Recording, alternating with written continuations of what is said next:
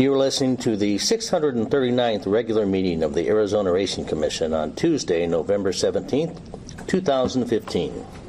Meeting starts promptly at 10 o'clock.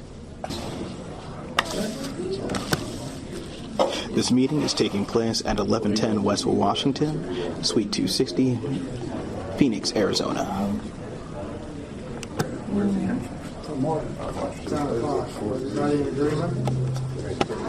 Yep. All right, then we're going to call to order the 639th regular meeting of the Arizona Racing Commission. I'd like to welcome everybody and thank you for coming.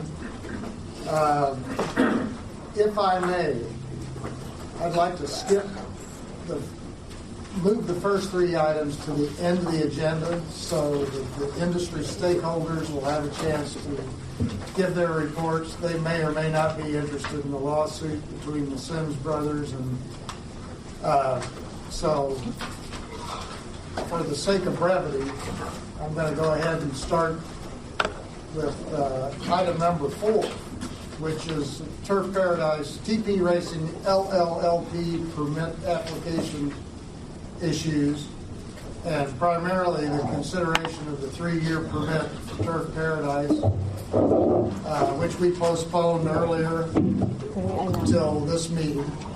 I need to do roll call. Well, let's do roll call, Vicki. Mr. Lawless. Here. Mr. Heupel. Here. Mr. Feldmeyer. Yep. Mr. Garay. Here. And Mr. McClintock. Here. We have a quorum. Okay, so moving back to TP Racing's permit, is there any discussion? Does anybody have any questions or suggestions or comments?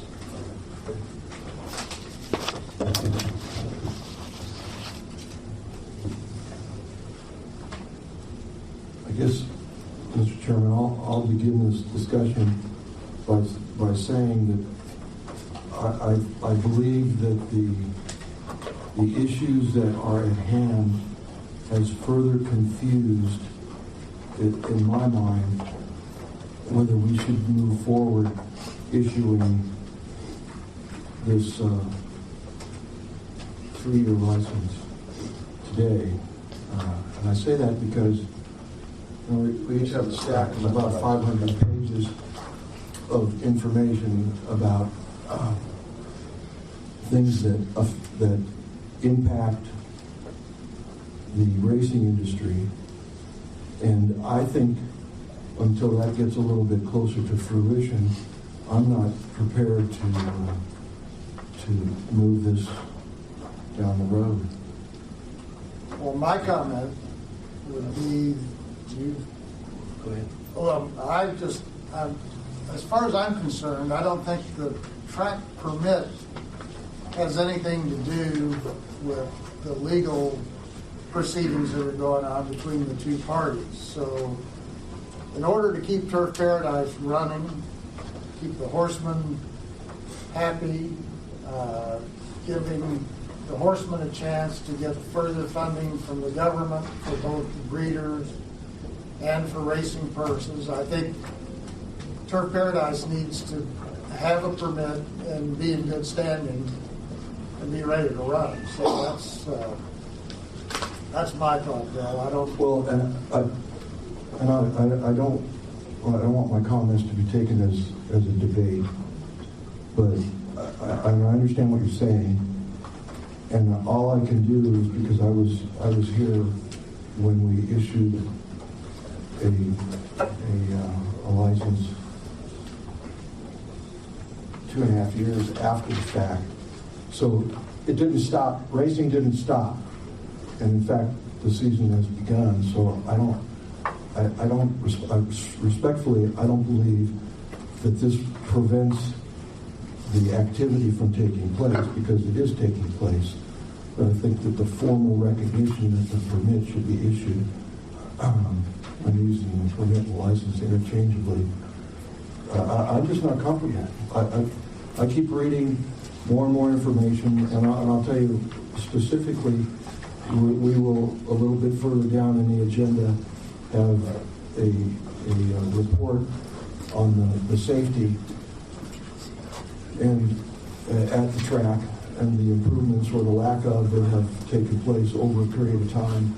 And in my eyes, the safety issues have been ongoing for a series of years and have never really been handled, in my eyes, again, in an appropriate manner.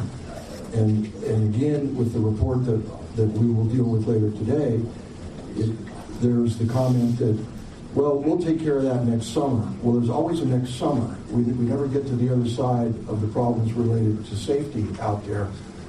And why would we want to take the action to continue with the status quo? I just don't see it. Well, I happen to agree with the chair on this one. I think it's a totally separate issue, the permit versus who the players might end up being at the end of the brothers' litigation. And I don't see any reason to delay it. I also feel like Turk Paradise has taken every precaution they can to make the track as safe as possible. Racing's a dangerous sport, and there's always a chance that somebody's going to get hurt. But I know they've tried to bring things, to do the things that the department has asked them to do, to bring the track up to the standards that we feel like is safe for the exercise riders, safe for the jockeys. And, still something can happen. And just as a follow-up to that, I sometimes use terms interchangeably. It's not just the safety, it's the maintenance. And in preparation for today's meeting, in addition to preparing or reviewing the information that the department is going to deliver a little bit later about the safety and maintenance of the track, I read an additional report that the department prepared for the then commission back in 2006, I believe. And the department at that time identified a whole series of safety and maintenance problems that they had in 2006. And the department didn't, because of that reason, recommend the approval or the issuance of the permit/license. And in further reading, it's just, like I said, it's historic. It goes on one year to the next. And I think until the commission is prepared to say, we're not going to continue with the status quo as it relates to the license and the permit until you solve the safety and maintenance problems, then there's really no reason for them to do it.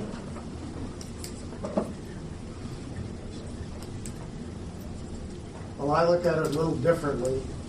My goal is to improve racing in Arizona, and I think having a racetrack without a permit creates doubt in horsemen, trainers, and owners' minds, and makes it less likely that they'll bring their horses to Arizona.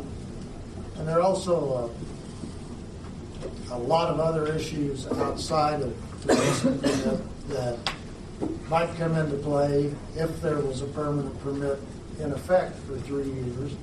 So, I don't know, my feeling is we should go ahead and approve this permit, but I know that it's differences of opinion, that's why we're here. Can we postpone it just for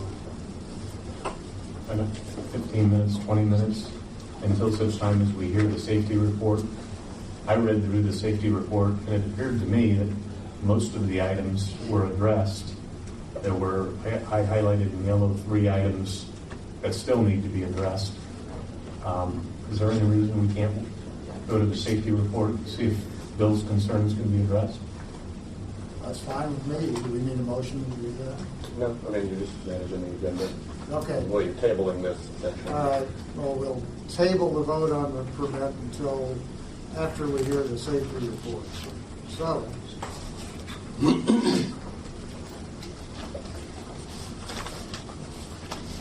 trying to find the safety report on that. Information item number 2.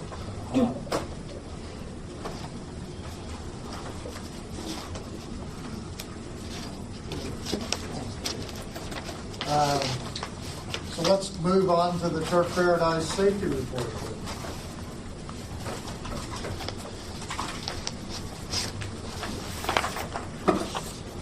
Morning, Commission. Morning, Director Casillas. Providing you an update with the safety report. Identify yourself on the record, please. My name is Juan Estrada. I'm the safety steward for Turk Paradise. First off, let me thank Turk Paradise because they have been working hard on completing the safety report requirements that I issued to them. Pretty much there is nothing on the report that they have not addressed or at least touched. There's just the only issue I have right now is like drainage and potholes, which they said they would address at the end of the season. The lighting, I required additional lighting, which they've already got an electrician working on it. Other than that, again, I just want to thank Turk Paradise for working with me and completing these safety issues. The potholes, Yes, sir. why do we have to wait till the summer to Because correct that? it will create a disturbance to the horses. All the potholes where the horses is continuous traffic with the equine. So requiring so would require for them to close the permitting so that they can continue the maintenance for that. There's not one afternoon that could be scheduled with the horsemen to. Doing a little research with the patching, they have to let the concrete seal and let it heal. Correct.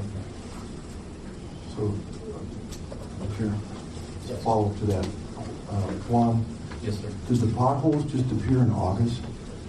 No, they didn't. They started? They actually tried a system, which this is where my research came in effect, was they patched the holes, but they didn't allow, because the season opened earlier than they anticipated. When they laid down the patches, with the rain following, it dissolved whatever they fixed. So therefore, that's why I requested them that they went ahead and redid it once the season started up next year, or next season started. You're talking about asphalt concrete. Asphalt concrete, correct. And I mean, as we all know, they need rollers. The asphalt needs time to heal in order to maintain a solid ground. Well, if there's no good base under there, it doesn't matter what much time you give it. Well, no, and that's why Turk requested additional time so they can do it appropriately and how they want it. But I think you're making my point, and that is that this problem existed a long time before the summer began. And that might have been the issue, but I mean, as far as I know, they did try to patch it. I requested that their implementation to fix the issue did not work. Therefore, they requested more time so they can do it appropriately and correctly. And what will that mean? What's the plan? The plan, I will let Turk Paradise give you their plan as far as what their contract is with people who are going to lay down the asphalt.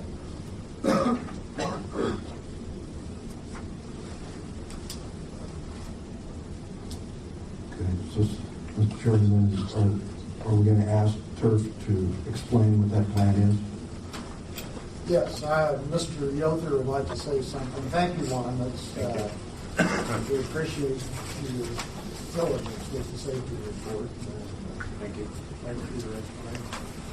My name is Lloyd Yother. I'm the president of the HBPA. Pardon me for not taking my hat off. I stood a little closer to the barber this time and didn't really want to. So anyway, commissioners, chairman, Mr. Casillas, the problem, and Mr. Feldmeyer, the problem at Turk Paradise is that the potholes have been there since not day one, but damn near it.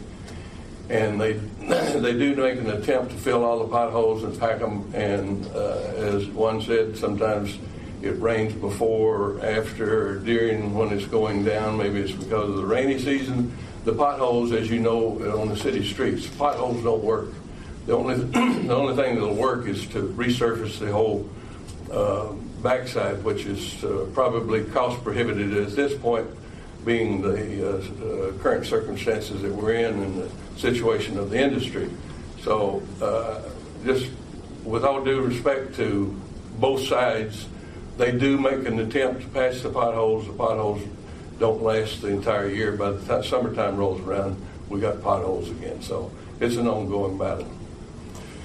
I also would like to ask one question, if I may, before we get on to the permit again, is could you explain to me what the ramifications are if we don't issue a permit to Turf Paradise? Because it does affect the horsemen and future racing and so forth. In other words, if we don't have a permit, guys from Canada or Washington or Minnesota, they go, well, hell, they don't have a permit. Should we go there and get the plug pulled on us as we did at Yavapai several years back? Is there any assurance to the horsemen that we have a meet and it'll continue, or at some point in time when whichever way this lawsuit or whatever happens, it shouldn't affect racing at the track, I don't think, but I'm not a lawyer. But what assurance do we have that we can go forward and plan on being here next year? That's my question. I'm sorry to interrupt you, but we're on the track safety reports. I think that's more appropriately addressed when you return to the permit. Okay. Well, the reason for the question was... I'm sorry, at this point, we can't hear you on anything other than track safety issues. But it's available later, just for... Okay, that's fine. But anyway, if I can answer any other questions on safety at the track, there's ongoing issues, and management's a little more prompt than they have been in the past years. They're doing what they need to do to get the things handled on somewhat of a timely basis. So that's all I can report to you. Thank you. Excellent. All right. Well, we've heard the safety report. Mr. Chairman, Yes, I could sir. add to this, please. Mr. Francis. Vincent Francio, General Manager of Turf Paradise, Chairman McClintock, Commissioners, and Director of Safety and the Asphalting, Commissioner Feldmeyer. We plan our asphalting as close to the opening of the race meet as we can so that everything is clean and proper and filled in for our horsemen. Two things happened this year when we were initiating the project of doing the backside again, asphalting, bringing in the heavy equipment. One is the HBPA requested of us to open the meet a week earlier in order to accommodate horsemen who were going to be stranded post-Labor Day. And so we did that, but what it did is it threw the schedule off with the asphalting. Secondly, we encountered rain, and rain and asphalting do not go together. We always have a plan B for every safety issue that we have at Turf Paradise. We have plan A and plan B. So what we will do now that the meet is in progress, we can't bring the heavy equipment in with the horses, is we do what is called cold asphalting. We do it in-house, and we identify the most egregious potholes, and we fill them in with our staff, so we take care of it that way. The pothole situation on the backstretch will continue for one reason, is horses have to be bathed, and when they are bathed, that water runs onto our asphalting and creates cracks and creates holes. So it's something that's done every year. It's not something that is done once in a while, if that helps. Well, I think it does help, so thank you for that. You're welcome, Commissioner. I think where I'm really headed is how thorough of a job you plan on doing. Because I understand the nature of the monsoons, and I'm not a stranger to how potholes are created and how they continue to exist. The question is, do you intend to do a thorough job by solving drainage issues and removing existing faulty asphaltic concrete, combining that with a good base and drainage and resurfacing, as opposed to continuing to try and manage potholes?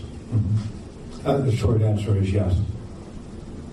So that will mean that by this time, before the meet opens next year, everything will be resurfaced.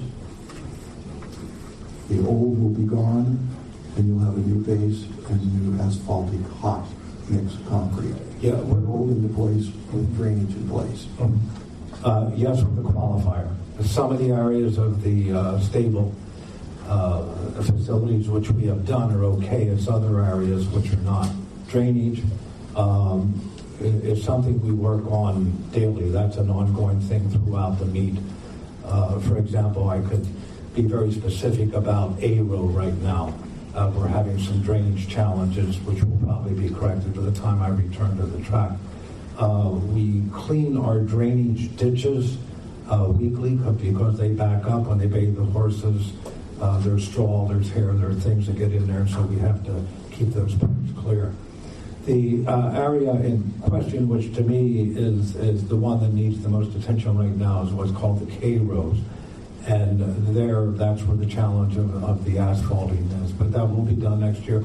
I can tell you that we spend anywhere from $42,000 to $50,000 per season in paving, just in paving in the backstretch. So it's something we're attentive to for the main reason is it's a safety issue with our horses. If they step into a ditch, a pothole, anything like that, it's going to cost the trainer's horse, it's going to cost the racetrack a horse that could enter a race. So we're very conscious of it. If there's any other safety issues, since that's the agenda item before you, I'm more than happy to answer.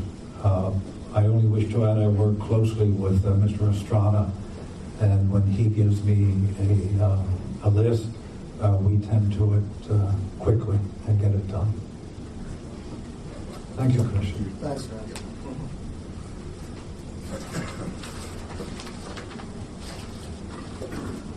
All right, now I'd like to go back to item number 4, which is the Turk Paradise LP permit application. I think, and I've talked to Mr. Yoder and Mr. Metzen and Mr. Sims, and it's important for the track to have a permit in effect. It's important for racing. Racing in Arizona is in trouble, obviously, and we need more horses, we need more horsemen, we need higher purses, we need breeders' funds, we need a lot of things. And I think by issuing the permit to Turf Paradise, it at least gives people the idea that the racetrack's going to be open and available for the next 3 years. So that's my feeling on the issue, and I'm happy to hear everyone else's opinion. Mr. Chairman, I believe that there was a very good question asked that requires an answer, and that is, as Lloyd mentioned, well, what happens if the license or the permit is not issued today? Who can respond to that?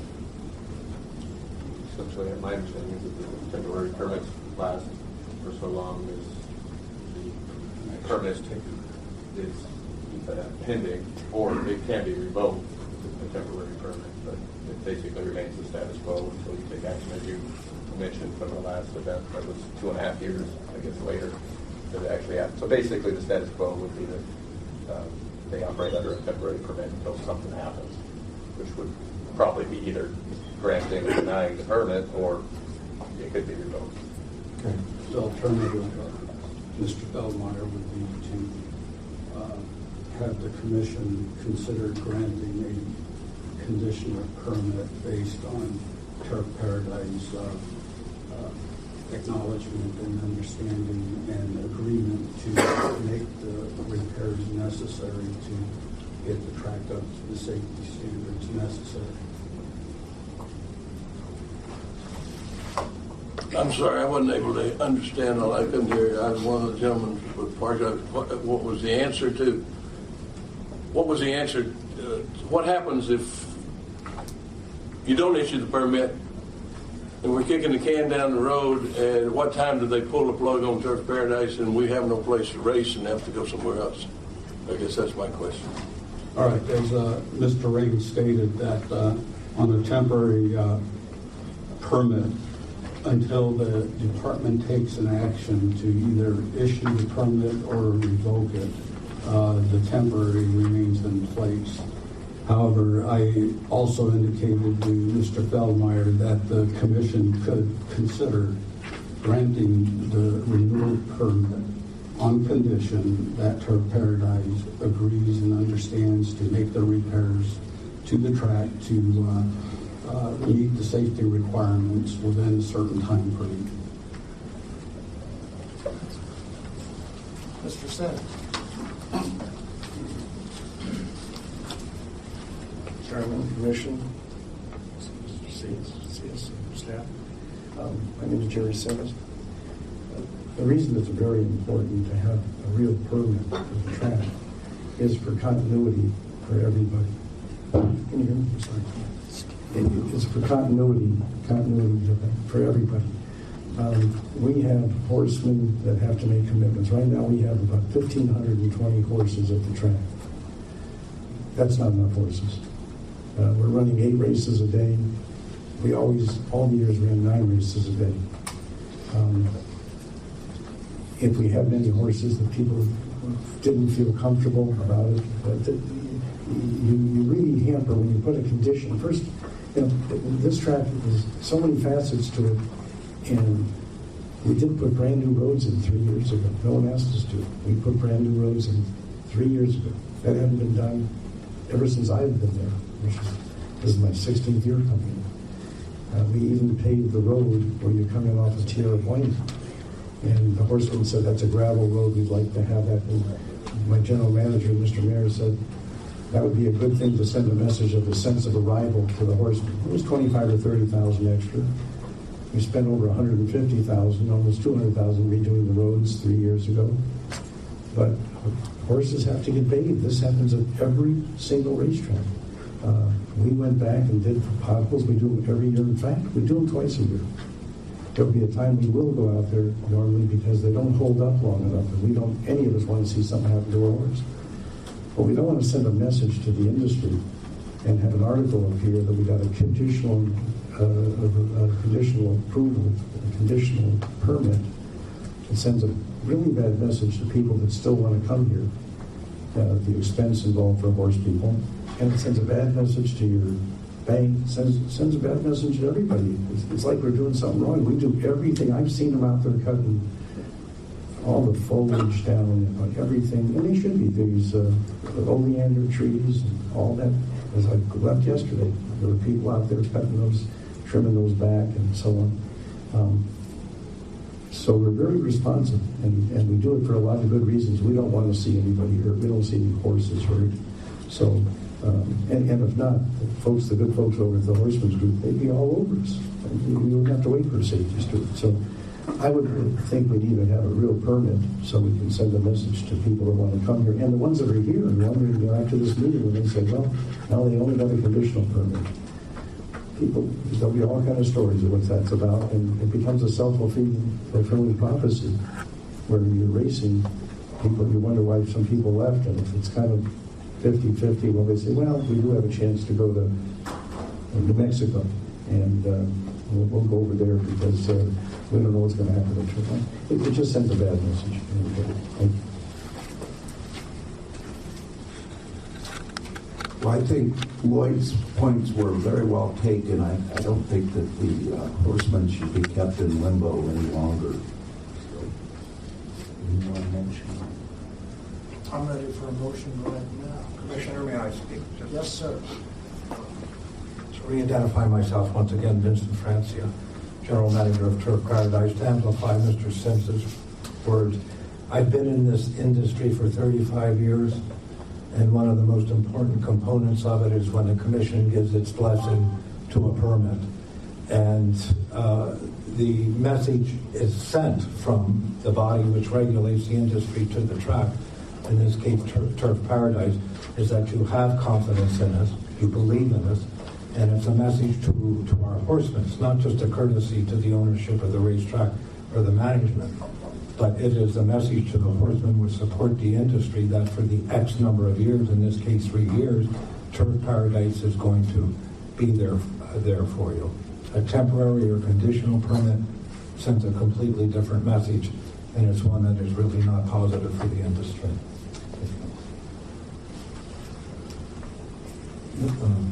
Before you do this motion, I like the idea of the condition upon the maintenance or the improvement of the roadways as was described by Vince on the previous time that you were up here.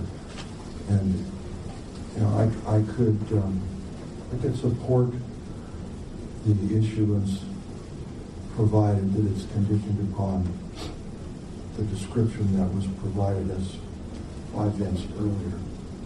I think that makes sense, and it takes care of the giant concern that I have, that I've seen go on. No, Vince described it, and then the director then explained that it could be used as a condition. So I'm good on both those counts.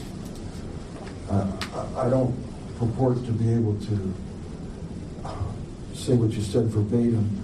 My recommendation would be to allow the staff to review what was put on the record and come up with that language so that we can look at it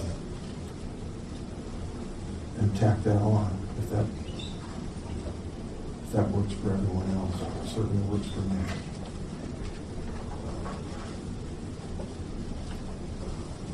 I don't know that you can do it that quick. And I understand what you're looking at, but if we could delay this for 30 days and come up with that language, we're all in the same boat. Or do it a week from now. That's on a telephone. Yeah. We may have lost Mr. Garay. And we've texted him. No, I'm here. I just there he I'm is. trying to hit the mute button, hit the hang up button instead. Perfect, thank you.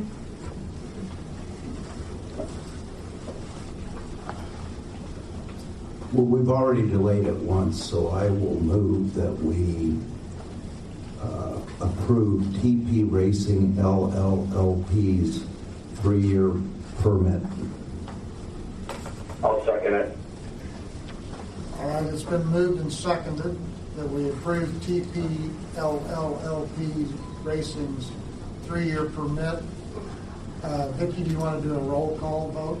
Yes. Do we have some discussion attached to that motion, Mr. Chairman? We can. Okay, well, then I want to make sure that I understand the motion. Then it's excluding any connection to the improvements next summer for the roadways that we've discussed. Is that right? That is correct. Okay. My motion does not include that, and as I think we heard, we'd be doing it every year because these potholes are recurring issues. So, yeah, my motion comes without any conditions. Well, then we heard two different things. I understood that the improvement would be to the extent that we would remove the bad material completely, redrain it, put new base and new asphalt concrete. And if that's not the case, well then, you're right, we don't need a condition. It'll just be like it's always been. Well, I take Mr. Francia at his word, and I trust him to do it. I've heard from our safety steward that every time he requests something, they get on it right away, and so that's why I would not put a condition on it. I'd rather be wrong than right. So let's see what happens in 12 months. Okay, it's been moved and seconded. Vicki, let's... Mr. Heupel? Yay. Mr. Lawless? Yay. Mr. Feldmeyer? No. Mr. Garay? Yes. And Mr. McClintock? Yes. 5 yeas and 1 nay. Motion. Whoops, sorry. Correct. 4-1. Okay, the motion passes. The next item is the consideration of the Teletrack permit, Turk Paradise. I'm a little uncertain why we need to approve this again so soon, so can anybody speak really? Greg Stiles here.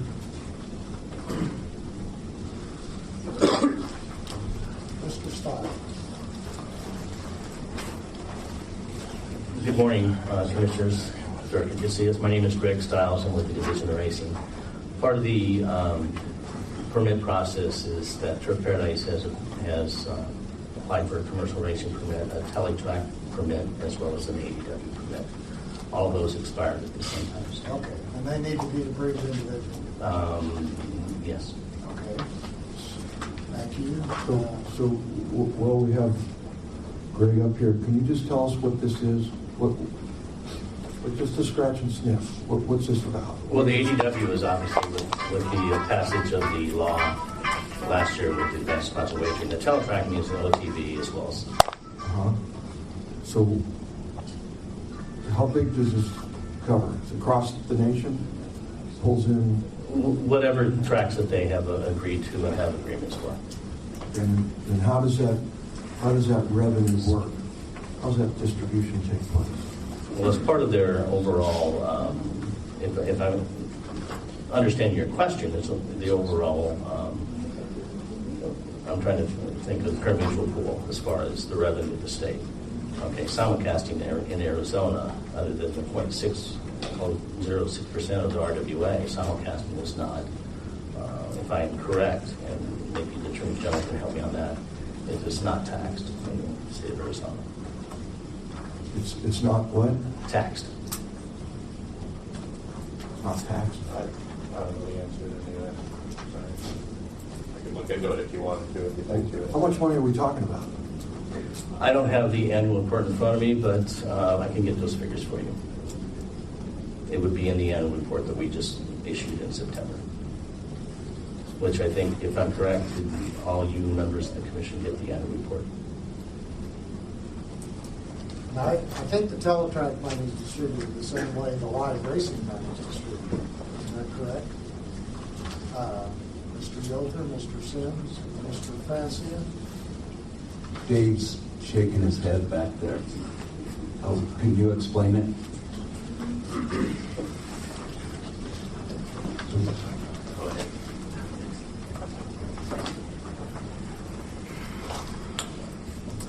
Chairman McDodd, Commissioners, Mr. Casillas. For the record, my name is David Johnson. I am the Vice President of Turk Paradise. What you're dealing with now is a Teletrack racing permit. That permit is issued in conjunction with the permit to conduct live racing. Usually when the requirements are met for live racing, a Teletrack racing permit is issued, which allows us to simulcast races to OTVs. That's what that is for. Any contract that we have with a out-of-jurisdiction track, such as Churchill Downs, Belmont, to receive those races, we can now send them to the OTV network so that people can wager on those races. Now, if a person is betting on a live race at Turf Paradise or a live race from Turf Paradise at an OTV, that is all subject to those same taxes that you guys are referring to. If a person is wagering on a simulcast race, such as Churchill Downs or Belmont, those races are still subject to the RWA, but it is not the 2% live racing fee. That is the only difference. The RWA? The racing wagering assessment fee. Okay. So what percentage is that? It is at 6% now, if I'm correct. 6%. Less than 1%. Yes. 0.16. And where does that, this is probably the director's question, where does that money go? That comes into the racing division to fund the regulation. So So it doesn't go into the general fund. No, sir. So we can use that to offset lawsuit costs. Or whatever, maybe Yes. whatever the department. Yes. Okay. So then you mentioned a 2% that is not, so races that are performed in out of area, you said? The 2%, Commissioner Feldmeyer, is only for live racing in the state of Arizona only. Right. So if a person bets on a live race from Turk Paradise, whether it be at the track or at the OTB, that is subject to a 2% tax. Okay. And that 2% goes where? It used to go to the general fund. I believe now it also goes to the department now. Okay, so that was preserved. That helps offset. Okay, Yes. then you said there's a third category, which are races that are outside the jurisdiction, if that's the right. Well, and that just gets back to that same situation. These are races that are simulcast in from other jurisdictions, such as, like I said, Churchill Downs, the Kentucky Derby, stuff like that. Those races can be bet. That's what the Teletrack wagering permit is for. Those races can be bet either at the track or at the OTB. The only difference is those don't get the 2% tax that you would get on the live racing. That is not subject to those. And what's the reason for that? It was written into law several years ago, before I was ever part of this industry, when they came up with the teletracking laws. Or what the So there's got to be a substantial amount of money. If it's 2% of everything else that's not being collected. And I'm not trying to put you on the spot. I'm just really thinking out loud. So I'm looking at looking for sources of revenue. That's where I'm headed. So why can't the department go say, look, we're getting eaten alive, and I read that letter you all sent to me, and it means a lot that that everyone in this industry is getting hurt for a number of different reasons, and the blood is getting drawn with nothing to return for what's happening outside our ability to be able to manage it. Mr. Feldmeyer, I hate to do it to you. Okay, well, I'll stop.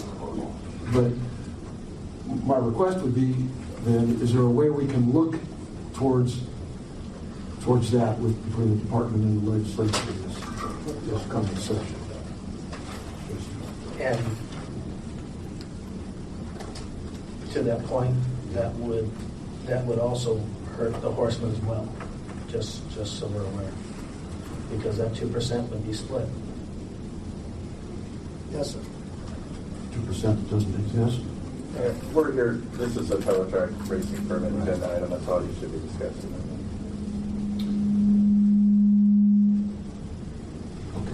Are these permits annual? Are they 1 year? No, it is to match the permit of the track. racetrack. So it's 3 years? Yes, sir.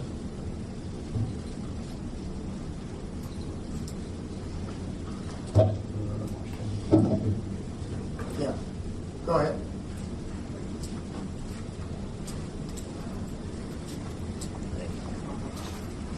Dan Luciano from American Greyhound Racing. Commissioners, Director Casillas.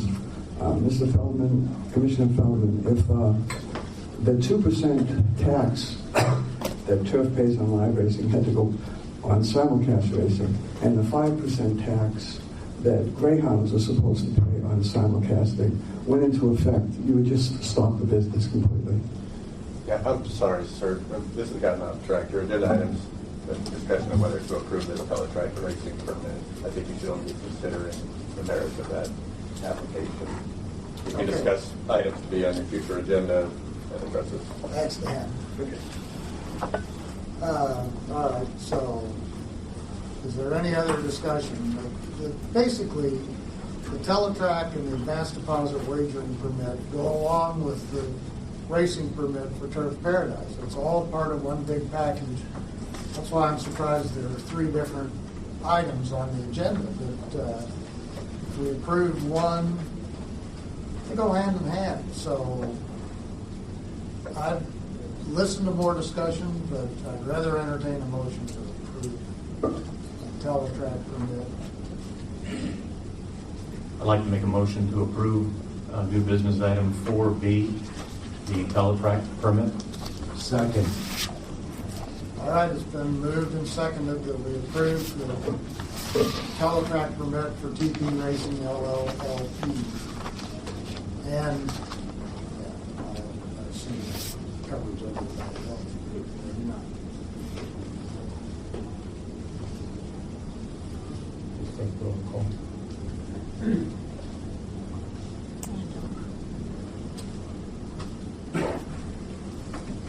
Mr. Heupel, Yay. Mr. Lawless, Yay. Mr. Feldmeyer, Yep. Mr. Garay, Yay. and Mr. McClintock. Yes. All right. 5 yeas. Motion passes. Motion passes. The last item under this particular heading is the consideration of the advanced deposit wagering permit for Turf Paradise LLP, which just allows Turf Paradise to take, and all the other outlets that take bets, to take bets over the telephone. It was approved last year by the Senate and the House, and obviously goes hand in hand with Turf Paradise and bet. So is there any discussion on that? I have one basic question, Mr. Chairman, and that is if the ADW matches in terms of taxes, the Teletrack permits as well. Dave Johnson, can you answer that question for us, please?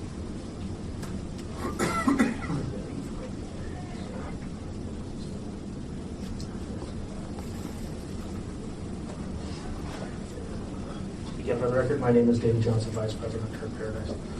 Yes, Commissioner, that is accurate. The ADW does not cover anything in the Teletrack industry. That is only for people making phone bets in the state on simulcast or live racing. Is ADW taxed the same way as Teletrack? Oh, I'm sorry. I completely missed the question. ADW is taxed the same exact way. So those fees are going to be subject to, if it's a live race, there's still a 2% tax, and there's still the RWA fee that is applied to the ADW wagers. All right.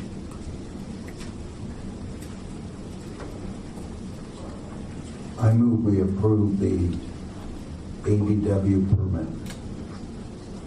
I'll second. All right, it's been moved and seconded that we approve the ADW permit. Vicki, would you do a roll call for us, please? Mr. Heupel, Yes. Mr. Lawless, Yes.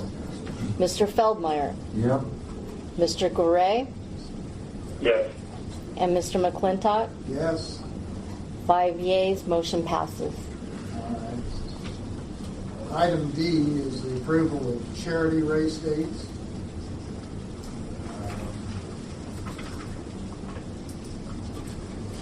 Let's see the request. The Turf Paradise annually runs charity dates. Mr. Francie, would you mind? Okay. Mr. Chairman, I've seen the backup on this, and I'm certainly comfortable with it. I move for approval. Okay. Second. Been moved and seconded that we approve the charity race dates at Turf Paradise this year. Vicki, would you like to do a roll call? Mr. Heupel, Yes.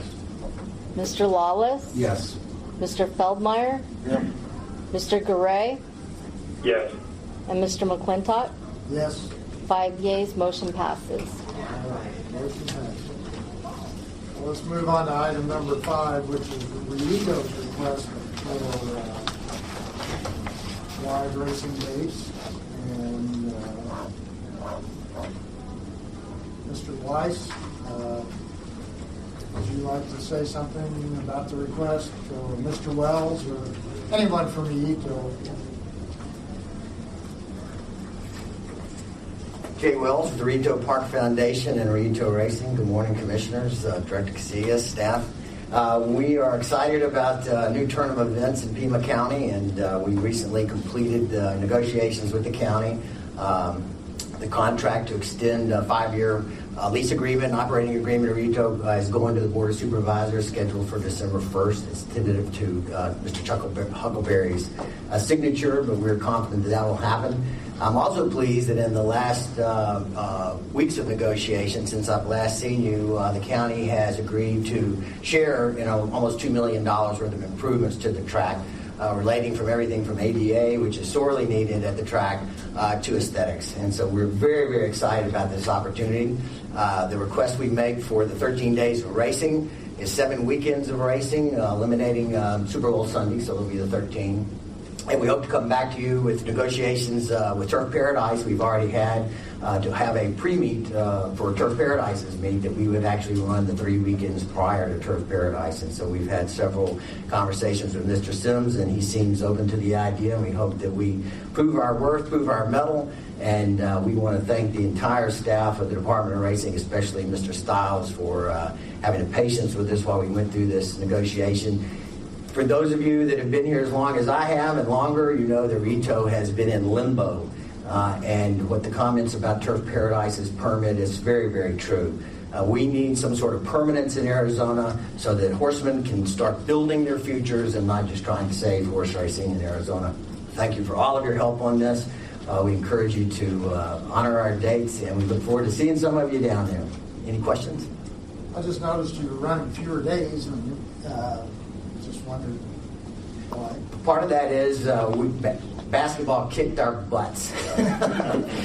So we're staying away from U of A basketball. They're a bigger gorilla. The other thing, too, is we do believe that going head-to-head with Turk Paradise is spreading too thin when the horse population is down. We do think that replacing those days in the fall prior to Turk Paradise opening will give the horsemen that are here training for such an extended period of time, an unusually long period of time, a chance to run their horses. And we hope that we benefit from attracting some of the caliber of horses that Turk Paradise is known for down to Tucson, Arizona. We're their little brother, and we hope eventually they'll see us that way, and we're working hard to, again, try to build Arizona racing.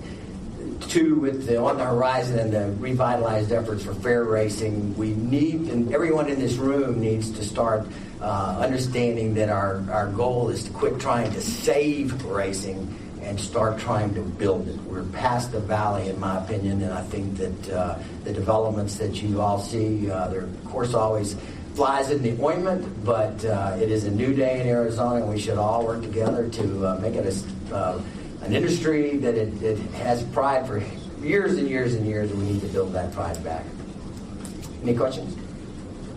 Thank you again. Congratulations on all you've accomplished. Thank you. All right. Any discussion? Sure. I'd like to make a motion to approve Rito's live racing dates. Second. State the dates on the record, please. The dates are January 30th, 31st, 2016, February 6th, 13th, 14th, 20th, 21st, 27th, 28th, 2016, and March 3rd, 4th, 12th, 13th, 2016. March 5th and 6th. Oh, 5th and 6th, what did I say? Excuse me, March 5th and 6th. Should have brought my reading glasses Thank you. Do we need another second? I need a second. Second. Okay, it's been moved and seconded that we approve Rito's racing dates for 2016. You want to do a roll call, Vicki? Mr. Heupel? Yes. Mr. Lawless? Yes. Mr. Feldmeyer? Yes. Mr. Garay? Yes. And Mr. McClintock? Yes. 5 yeas, motion passes. Next item on the agenda is La Paz County Fair's request for county fair racing dates at Turk Paradise. Pretty standard procedure for the counties that don't run their own race meet to request their dates be run at Turk Paradise. So When we see those dates, Mr. Chairman, I'd move to approve. Second. Been moved and seconded that You we... need the dates? We need it on the record verbally because people aren't looking at what you're looking at. Please. I'd reference the dates as described in the information provided by the staff in your business item 6. Yeah, those dates are January 22nd, 23rd, 29th, and 30th, 2016, and we're also approving 2017, January 20th, 21st, 27th, and 28th. So, we have a second. Second. It's been moved and seconded that we approve the La Paz County Fair dates of Turk Paradise. Vicki, do we need a roll call? We do. Mr. Heupel? Yes. Mr. Lawless? Yes. Mr. Feldmeyer? Yes. Mr. Garay? Yes. And Mr. McClintock? Yes. 5 yeas, motion passes. The next item of business is Maricopa County request to run their fair dates in Turk Paradise. I'm sorry. We had second part for amending the dates. That also needs to have a motion made on the record. You just did to approve the race dates, the live race dates.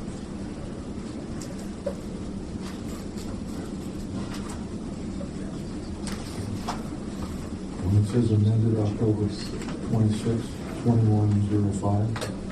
Yes, So sir. it's the amendment dates, not the ones. No, the ones I read. You read the live dates, and then there's an amended that needs to be acknowledged down your name. And I'd like to acknowledge that there are amended dates for the La Paz County Fair dates, January 23rd, 24th, 30th, 31st, 2016, January 21st, 22nd, 28th, and 29th, 2017.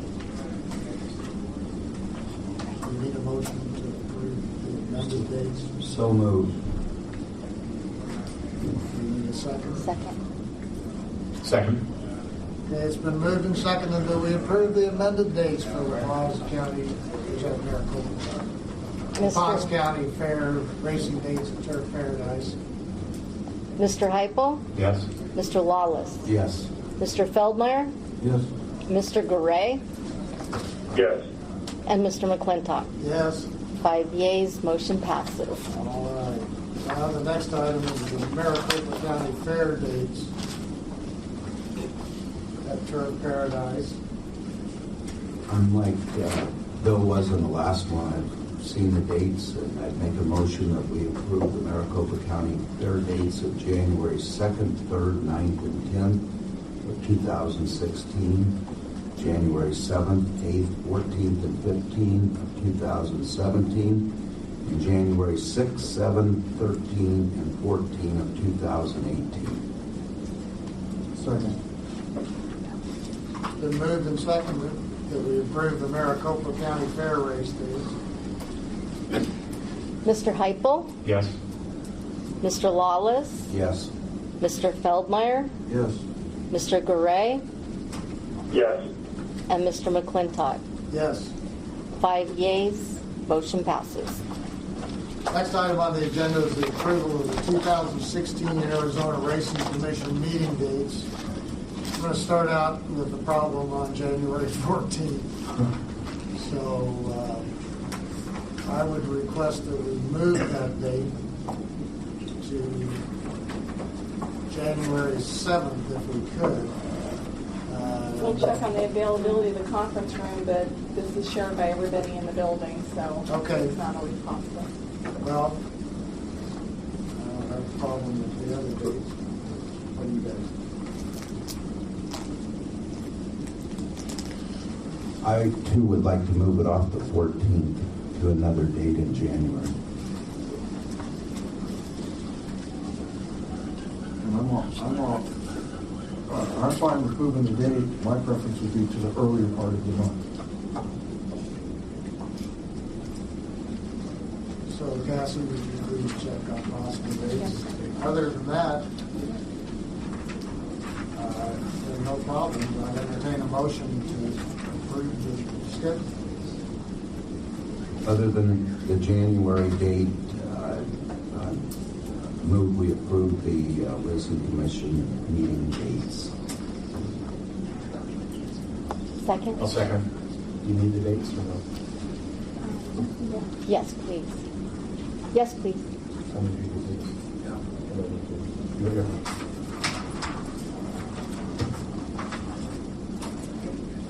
I move we approve the dates of February 11th, March 10th, April 14th, May 2nd, May 12th.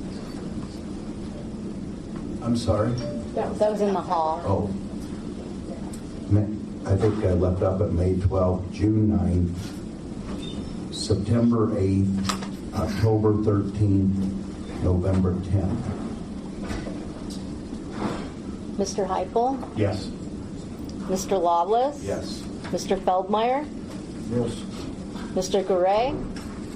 Yes. And Mr. McClintock? Yes. 5 yeas, motion passes. All right, let's move on to the informational reports. And let's hear about the change in the minutes procedure.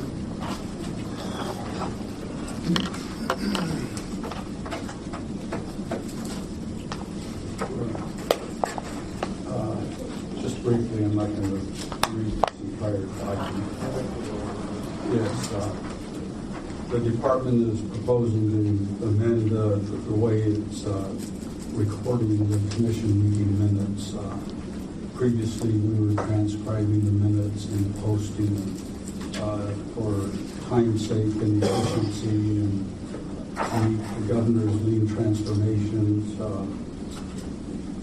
requirements of all agencies. We are keeping within the boundaries of Statute 38-431, where we will be posting the recording. However, we will be doing a summary of the agenda with bullet points regarding the votes. So everything will be available by audio. However, if there's a need for transcribing such minutes, we will do that.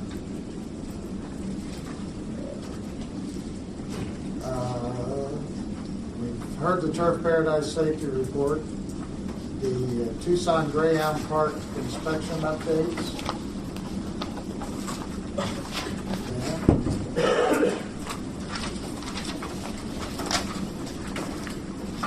Good morning, Mr. Chairman, members of the Commission, Director Casillas. You all have my State name and title on record. my name is Daniel Reinertson. I'm the Chief Steward for Greyhound Racing. Item number 1, the racing issues that was requested to raise the safety rail have been completed at Tucson around the entire racetrack, and it won't be an issue any longer. The braking area, we're still having issues with. I'm going to meet with Mr. Pop tomorrow to get directions that he's going to go to deal with these issues. The third thing on there was the fencing on the outer edge. It's made of plywood and it's pretty dilapidated. They're in the process of taking those sections out and replacing them, so they are moving along in that area. But again, when I meet with Mr. Pop tomorrow, we're going to see what the completion date of that is. The fourth thing on the issue is the Racetrack Infield. What has happened over the years is the surface, as rain moves in, it moves the surface to the inside. So what happens is the lure rail that runs around the racetrack is now below the surface of the infield. So anytime it rains heavily, quickly, it floods those areas. So that's another thing tomorrow when I meet with Mr. Pop, we're going to find what his plan of action is. One of the things that we've been working over the last month is in the kennel compound. We've had a huge problem with wildcats. We're going to take care of that Saturday. Sorry,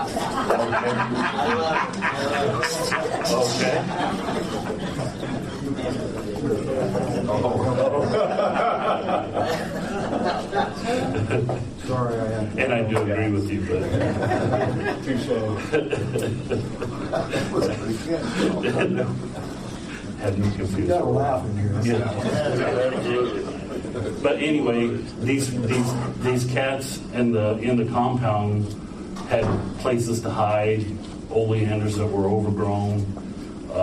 There was actually a water truck that they were living in. We have removed those things, and Mr. Pop is in the process of trimming the oleanders down to nothing, so they have no housing, no place to hide. And I did meet with him, and he explained to me that they have been trapping them and relocating them too. So from what I understand, we're down from many to two that are playing hardball. So that is an issue that we've been working on, because we've had to chase them away from the track before we could proceed. So we made that one of our priorities. But we are working diligently on it. So.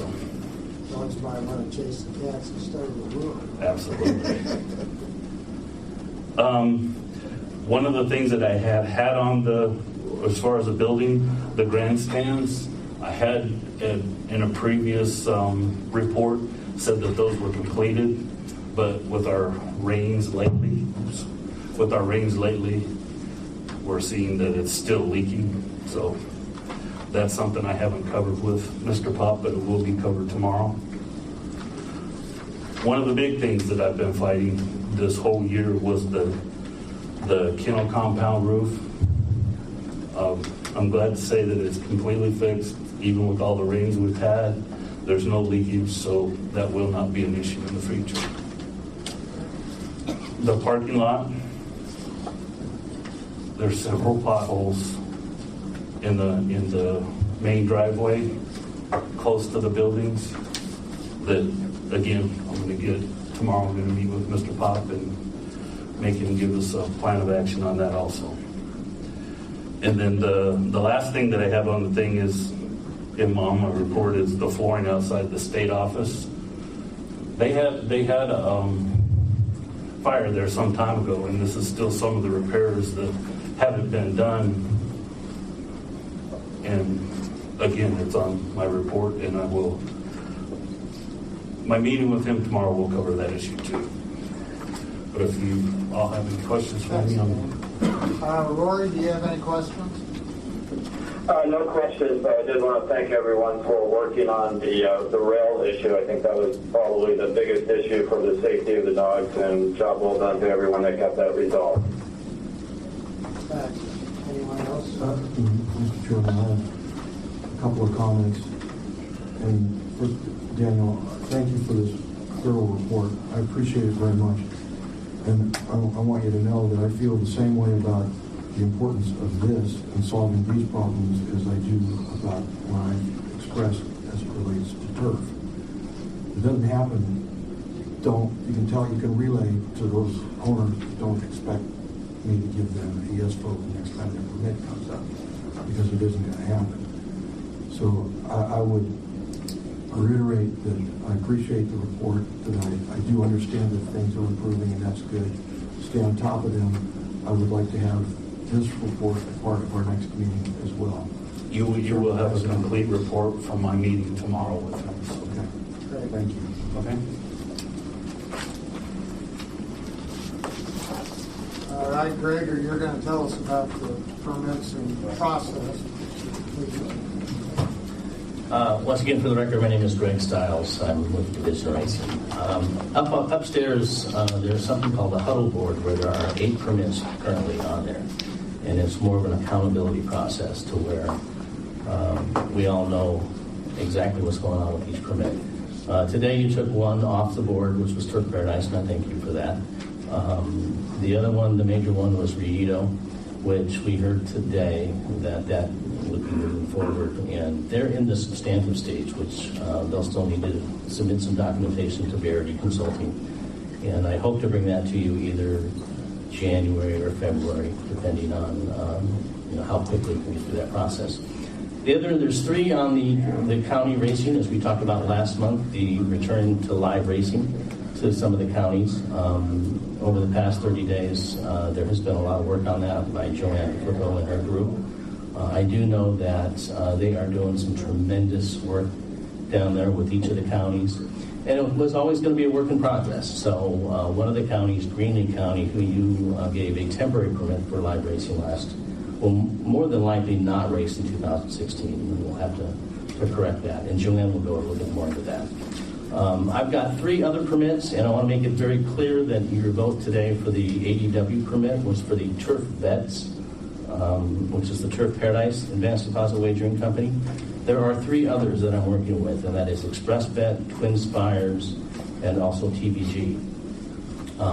The permit process is part of the Lean Initiative for the Governor's Office. So I have been in contact with all 3 of those entities, have been working with them to bring their permits. As long as they submit their permit applications before their expiration of their current permit, they're fine to operate until you guys make a decision. I'm confident that I'm going to be able to bring these guys into you probably by January, and they'll have gone through the permit process, which typically has taken months, and we have got it now down to, I know I can get it administratively complete within 2 to 7 days, and then the substantive part where we'll ask for some more information. But I'm confident by January, February next year, you'll have all those before you to approve at that time. So those are the permits right now. I have no idea what else is coming through, but I welcome them all, and I talk to everyone. So, thanks. Any questions? All right, let's move on to the committee reports. American Greyhound Racing. Nothing to report, sir. County Fair.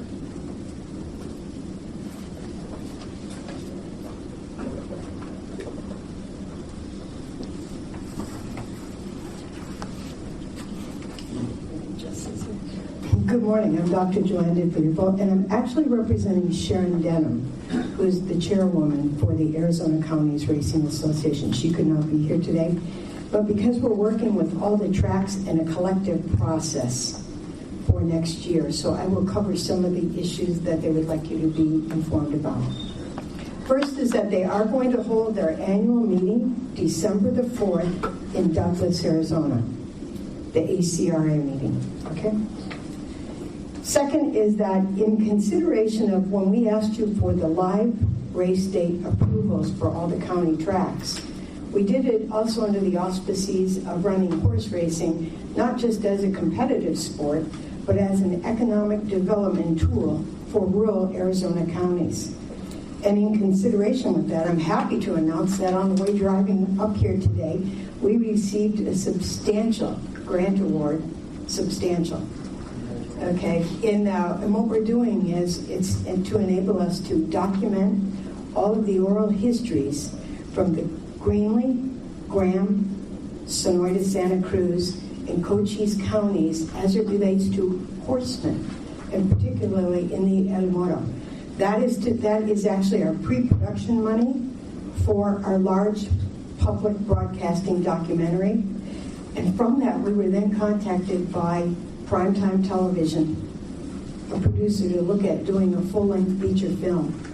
That will produce a dedicated income stream for our county racing. We're very happy about that. The other thing is, as we bring in these grants, I know a lot of people have asked, how are you funding all of this? And I don't want to go into a long discussion about it, but when I bring in a grant, there's usually an indirect pool of money attached to it. That indirect pool of money, when it comes in, is discretionary money. If you use a ballpark figure of 10% on an indirect rate, I'll show you, on a $100,000 grant, it's $10,000. On a $1 million grant, which I get a lot of, it's $100,000. What that means is that $100,000 goes into discretionary pools, and that is how we can fund various things like the festivals, the tracks, whether it be purses, whatever, because that money is now discretionary. So you can see when we bring in money through grant processing, we have the ability to increase revenue. Okay, so I just wanted to address that. And that was important because that's something that we've been working with all the tracks on, so that they understand how you can look at bringing in public and private money, but operating it both in non-discretionary and discretionary ways. Then I want to go on to the tracks to tell you a little bit about what's going on with each track and to add a little bit more to what Greg had said. Greenlee County, they have decided not to do live racing, but that's because they're going to be doing a track feasibility study. Over, since racing hasn't been going on for like 5 to 6 years, some of the things that they'll need to do is like all the underground wiring that connected the sound systems, etc., was cut. So they're going to go through and they really want to do a thorough study of that. However, in exchange for that, the Board of Supervisors voted earlier in November that they want to participate in horse racing in the county region. So what they will be doing, those of you that remember, Greenlee had the Duncan Hopefuls races. Okay, and those were predominantly, I believe, maiden races.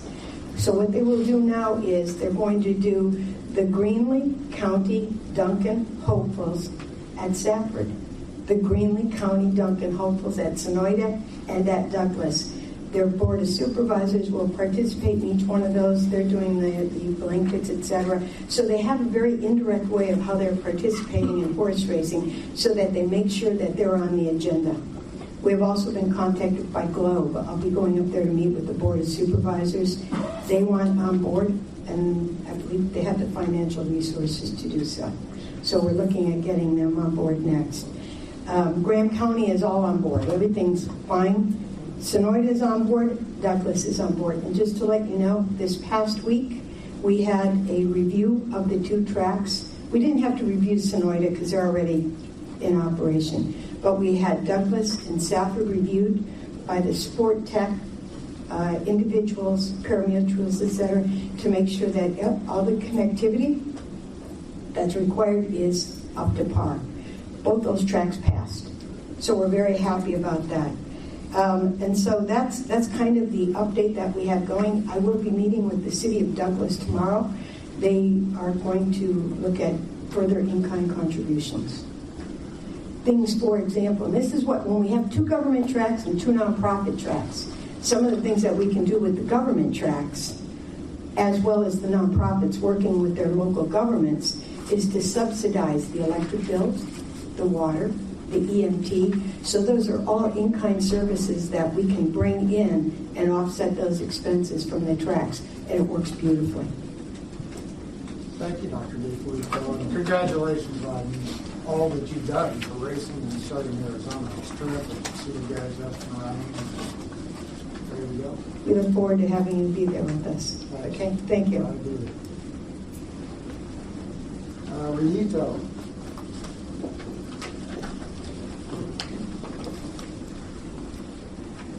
Mr. Chairman, members of the Commission, I'm Mike Weiss, General Manager, Rito Park, and I'd like to get as enthusiastic as Jay is up here, but that's hard to beat. But I'm really excited about the possibility of the fall meet and the return of the live racing to Rito. I love what's happened with the county. I have great feelings, and the improvements and the money for the improvements that we can put into the historic track, which is, as you know, is the oldest quarter horse track in the country. I wanted to report a little bit on our progress with the University of Arizona, the Racetrack Industry Program. As most of you know, last year we hired almost 20 students, did it on a interview and placed them where we thought they should go and where they would strive basis. Many of them, with the experience they had some great summer internships, Monmouth Park, Del Mar. We just recently had a graduate hired by New York Racing Association. He's currently at Aqueduct, going to be Belmont and Saratoga, and they called for a great recommendation, and they were very excited that the experience that they already have. We are taking that relationship a little further this year. It's not going to be just an interview and a hire. They're actually using the track as a working lab. This is going to be part of the curriculum. I'm actually going straight from here to the students, to the school, and being presented by 7 students feasibility studies of they looked at our financials, they looked at every aspect of the track. They're getting into it. They're getting dirty. They're giving me, I have 7 students delivering speeches today, and this is part of a 3-part series of this. So they're going not only from today, but to look into tomorrow.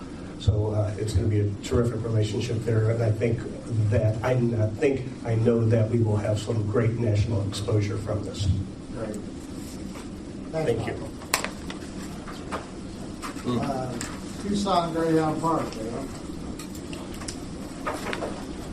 Good morning, Dale Pop, General Manager, Tucson Greyhound Park. Morning.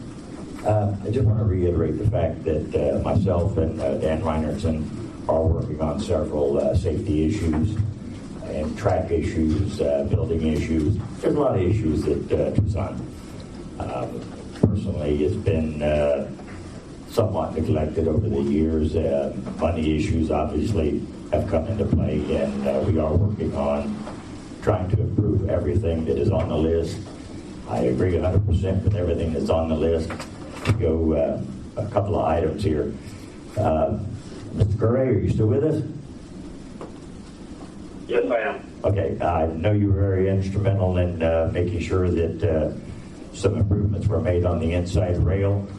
Those have been brought into a 9 to 10 inch maximum distance between the top rail and the bottom rail. I know you know what I'm referring to, which gives a very small area for a Greyhound to potentially be able to pass through and create a safety issue. So that has been taken care of. There's a couple other issues we're working on the inside rail, but it's about 80% complete. So it's much safer now than it was before. We also have the brake area, which is where the lure stops and starts from. There's a couple of issues there we're trying to improve upon.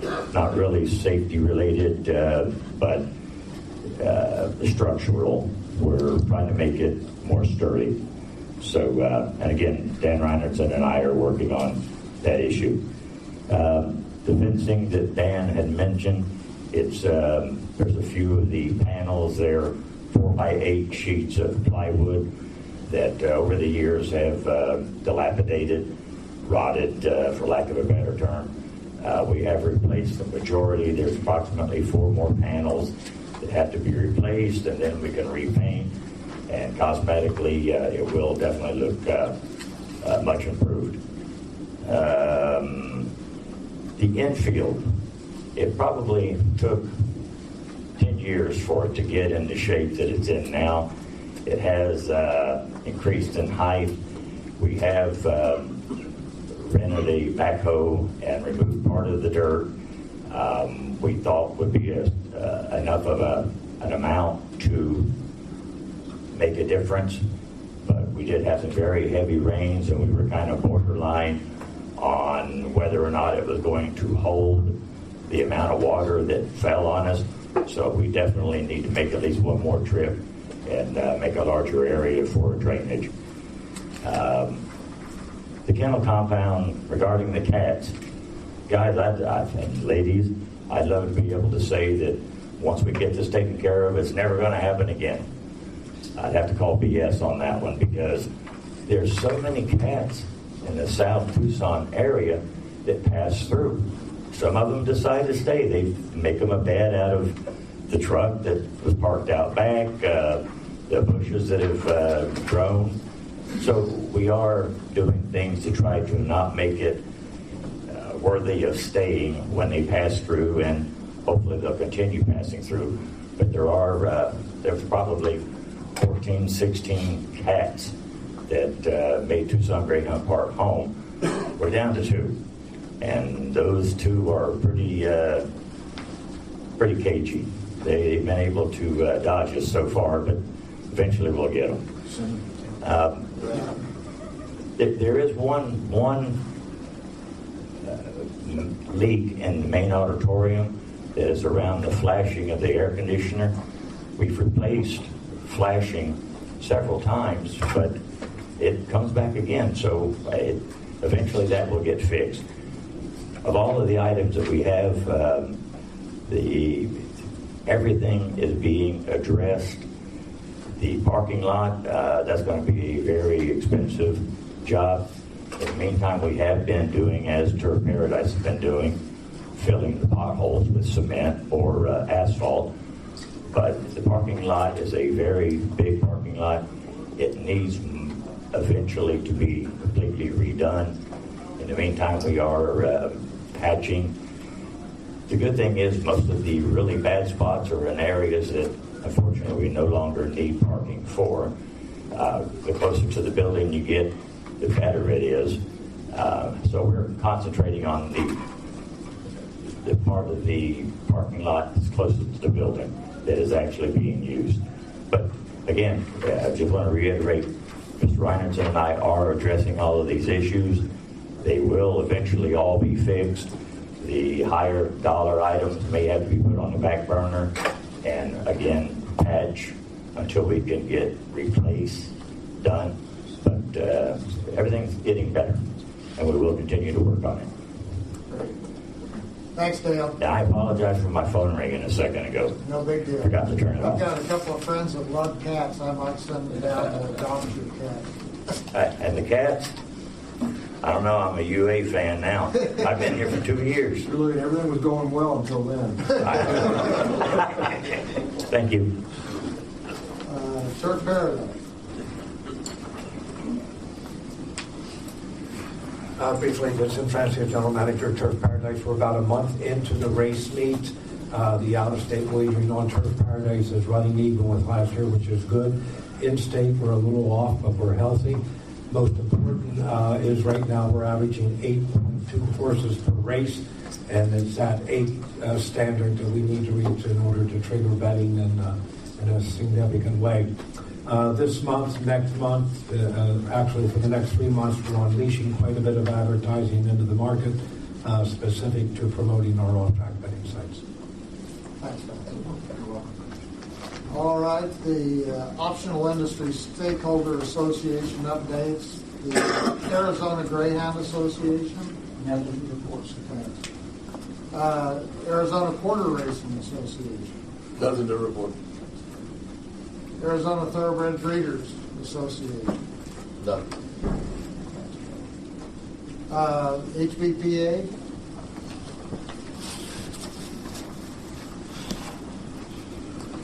My name is Lloyd Yother, president of the Arizona, got two heads, Quarter Horse Association and the HBPA. I'm the president of the HBPA, and just a couple of things I would like to go over with you this morning is one of them, we met with the hearing for the sunset law for the commission, and with Senator Pierce in the panel, and we'd like to advise you that we strongly supported that we have a commission and somebody to go to in the horse racing business. Without that, we'd have no representation. I don't feel, I mean, we're under gaming now, but we still feel we need somebody to go to, and that's the commission, and we were successful in getting an 8-year extension on the sunset. So thank you very much for your support, and we support you. Just a couple of other things on the backstretch. We're continually working on the issues back there, and we'll continue to do so. And we have a new kitchen, not a new kitchen, but the kitchen was leased out to a private individual that's is now called the Lucky Horse Kitchen. It's in the back for all the people on the backside, the handlers and the jockeys and grooms and trainers and so forth. And that seems to be working as well. And on Wednesday, the 25th of November, the HBPA, along with Turk Paradise, is hosting their annual Thanksgiving dinner at Turk Paradise Clubhouse. The dinners for on the backstretch is for all licensees. It'll be from 11 to 1:30.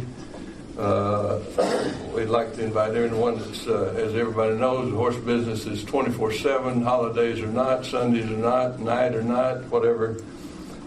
We have to have people on the backside, so we'd like to invite anybody that'd like to come for that Thanksgiving dinner for the backside.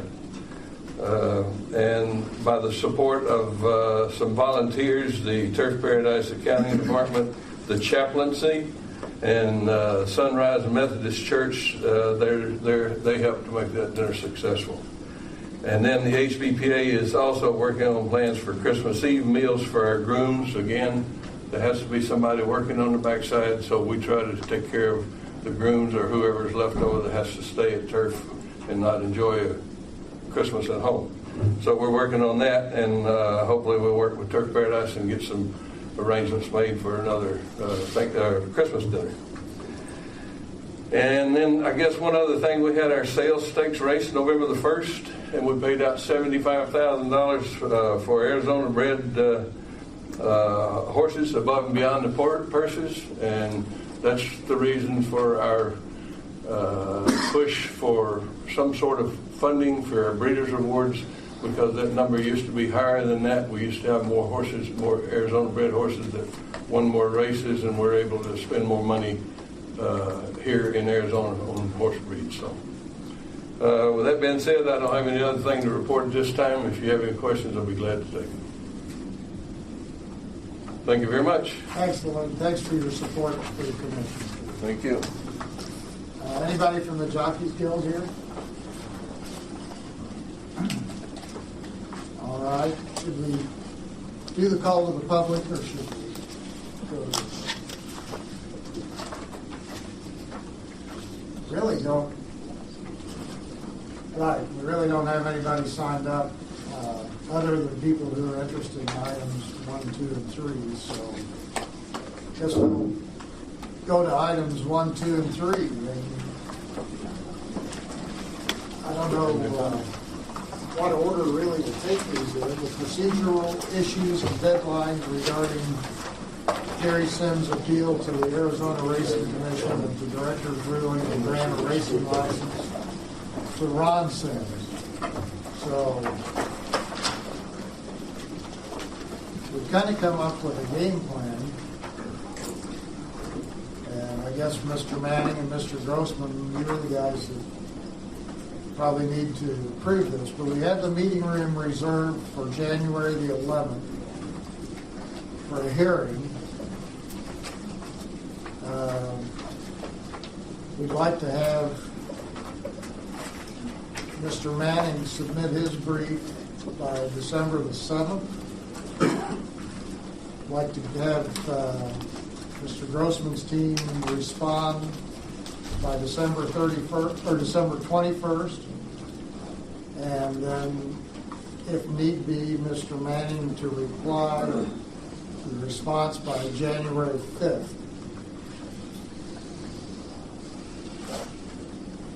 So I guess I need to know if that works for everyone.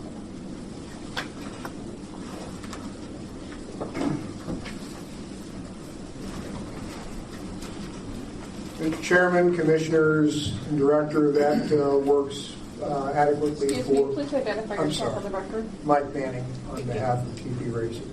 That works adequately for TP Racing. We'd like to talk a little bit about the hearing on January, you say 10th? 11th. But I'll save that for whenever you get to it. But I think those dates work fine. Okay, thanks.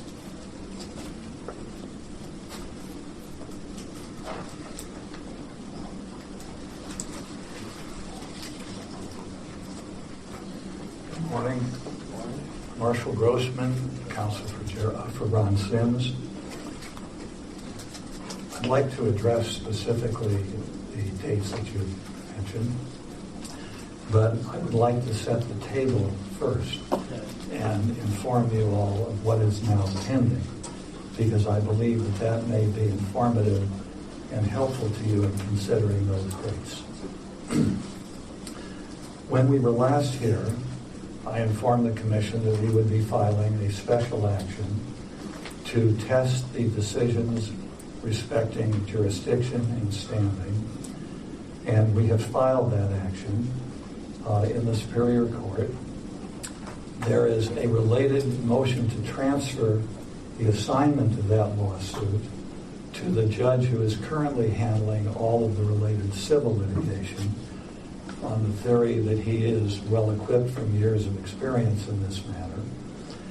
And the date for the opposition or responsive pleadings to the special action and to the motion to transfer is November 30th. We filed that special action bolstered by the support of those commissioners who voted to find standing that their preference would be to have a judicial resolution of those issues promptly and without delay. And I believe in the words of Commissioner Lawless, he expressed a preference to let the guys duke it out in the Superior Court. So we are there now looking for a judicial resolution of the two threshold issues that must be resolved with finality before we all proceed to the time and expense of a hearing on the merits of the appeal. And we would ask you all to keep in mind those dates. We will be filing an action with the court related to this. If we cannot get prompt relief from the court, we will be filing a motion with the court to expedite those dates. So we understand that you will be meeting with your counsel with respect to the special action and with respect to related procedural matters. And we would invite this commission to have its lawyers agree with us to expedite the dates that we are now guided by as a matter of law. Those dates are fixed by law. They're not dates we selected. But council can agree to expedite those dates, and we would invite the commission to do that so that we could get, if necessary, to an actual hearing on the appeal. I would also point out that we have filed most recently, just last Friday, with the commission, motions to dismiss these proceedings on grounds related to, but in addition to, those that we addressed back on September 21st, I think it was, when we filed a different motion to dismiss. When I was last here, it was stated that the hope was that we would get those motions to dismiss filed before this commission met again. We've done that. And counsel for Jerry Sims and TP Racing at that time told the commission that they would like to respond sometime after this meeting. So we are anticipating a response to those motions to dismiss, and I would respectfully suggest to you that those motions are complex. They go to a number of very important issues, determining the appropriateness and constitutionality of this body in moving to a hearing on the merits, and they need to be briefed promptly with adequate time given to Jerry Sims' counsel to do so, and for us to respond, and for you to consider them. And I believe that due process, fair process suggests, requires that that be taken care of before there's a rush to a hearing on the merits. And I don't know that any of you have had an opportunity to review those papers. I would doubt it because they've just been provided. But let me identify the very important issues that have been raised in those motions to dismiss. There are 5 of them. The first one is whether this commission has adequate rules to govern a hearing on the merits or the other proceedings before it, and whether this commission has followed the rules that do exist. Our contention is that the answer is no on each of those items. The second item, and all of these items relate to our claims of a violation of fair process of law in these proceedings. The second item is the violation, which we claim occurred, of the open meeting law, which carries with it very significant consequences. The third is that we have gotten here today because counsel for the Jerry Group, TP Racing, Jerry Sims, and Bell Racing, have consistently gone outside of the record which you would be reviewing in the event of a hearing on the merits. The various laws and statutes require that this review be of the record. It's not a character assassination opportunity of Ron Sims. It's not a place to argue what might happen in the civil proceedings if Ron wins or loses, or Jerry wins or loses. Those are matters outside of the record. And it is our position that because those matters have been considered and heard by the Commission, that is a violation of our fair process rights. The fourth item relates to our consistent concern about ex parte communications that have taken place throughout these proceedings. First, before Director Walsh in signing the notice of denial and its provision effectively divesting Ron of ownership and partnership rights in TP Racing. It occurred immediately after the administrative law judge issued his opinion, and it occurred while this commission was preparing to go into session. It occurred through accusations made on an ex parte basis to some commissioners and to the attorneys representing those commissioners with the commission, with the request that they be conveyed on to you for your consideration. Wholly inappropriate. The one new item, and with respect to the ex parte issues, we have submitted as part of our motions to dismiss a request for disclosure of ex parte communications. It's an exhibit there. We have requested a response to it in a week, which would hopefully provide the commissioners enough time. If that isn't enough time, then we would certainly view that as a flexible date. But we are entitled to this disclosure of any ex parte communications related to Ron, Jerry, or TP Racing and the issues now before us.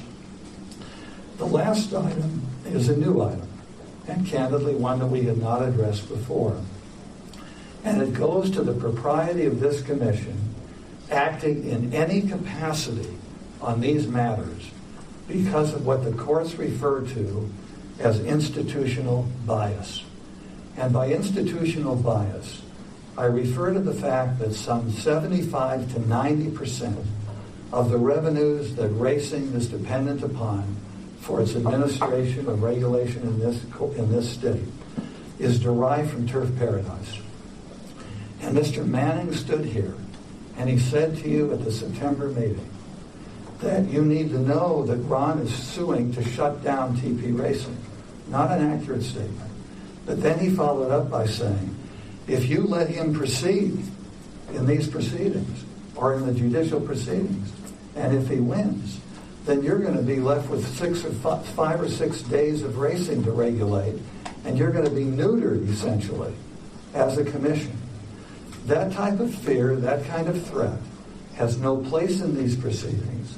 And what he did was he played to the understandable institutional desire on your part to preserve racing for Arizona. We know that. We respect that. And it's because you have that responsibility and because you are substantially, overwhelmingly, up to 90% dependent upon revenues from TP Racing and the threats posed by Mr. Manning's comments, that you should recuse yourself from any further consideration of these proceedings. And that's why it's important, from our viewpoint, that you read, understand, and have the opportunity of conferring with your able counsel on the significance of those motions before we rush to set a hearing. There has been enough of what has been referred to in various terms, and most recently today, I believe, in bloodletting. And the bloodletting is the hemorrhaging of the resources of TP Racing to the fight between these two brothers over something in which you should not be concerned. And that bloodletting will only be accelerated if the parties have to prepare to brief and then rebrief and then potentially argue their briefs before this commission.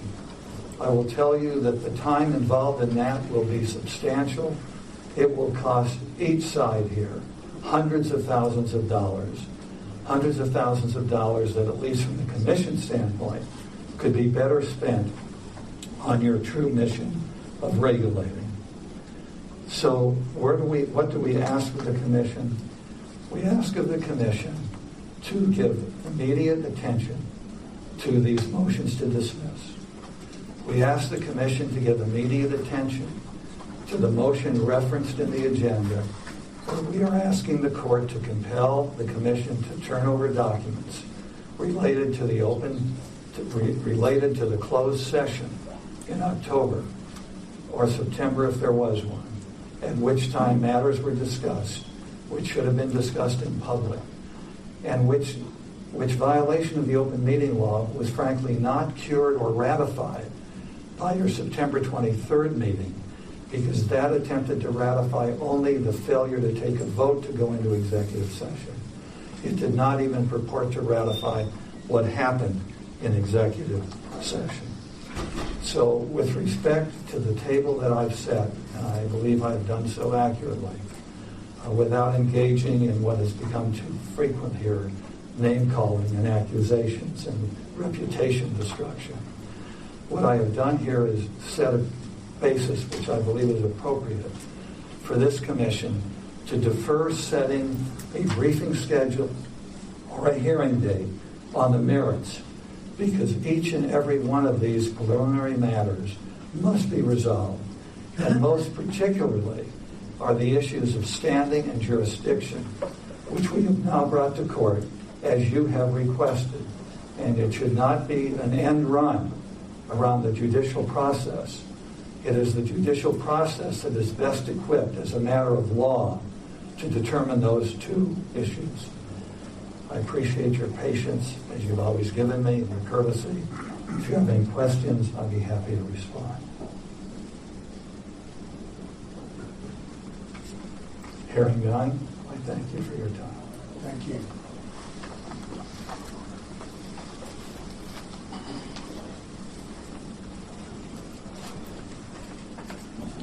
Hello again, it's Mike Kennel on behalf of TP Racing to talk about scare tactics and threats and attempts to intimidate this commission. You've just heard a little opening argument of the guys talking about dates for Mr. Grossman, a very artful misleader.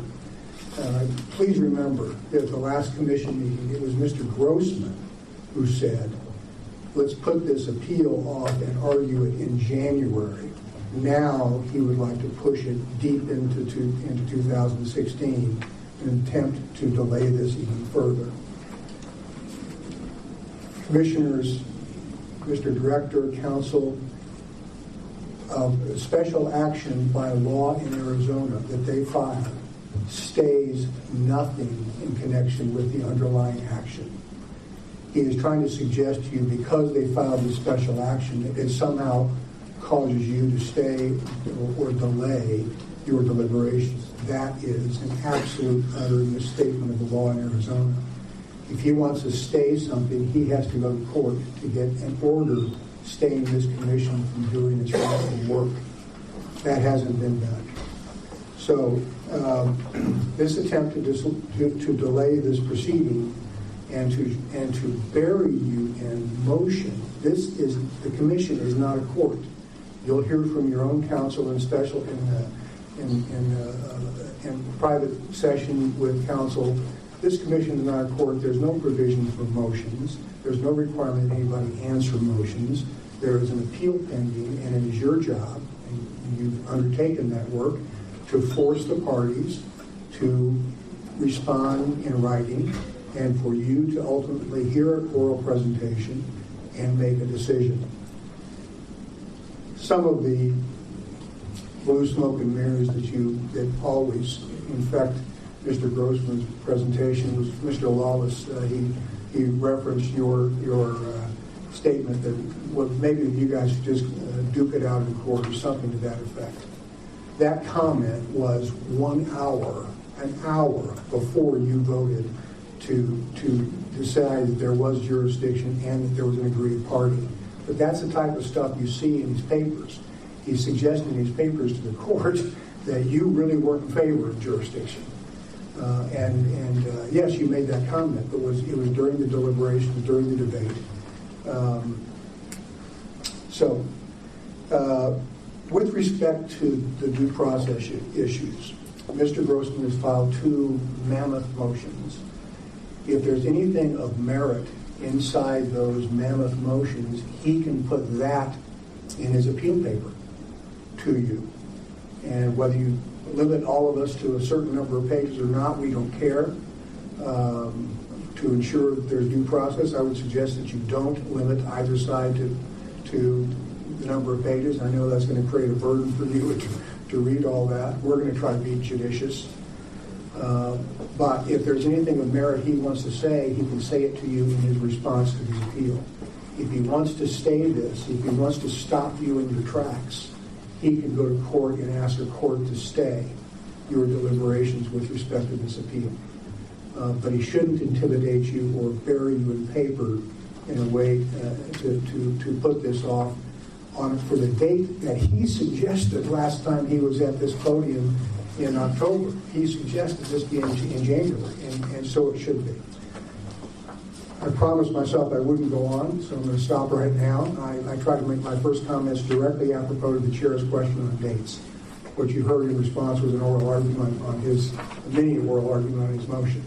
So unless you have any questions, I'll sit down.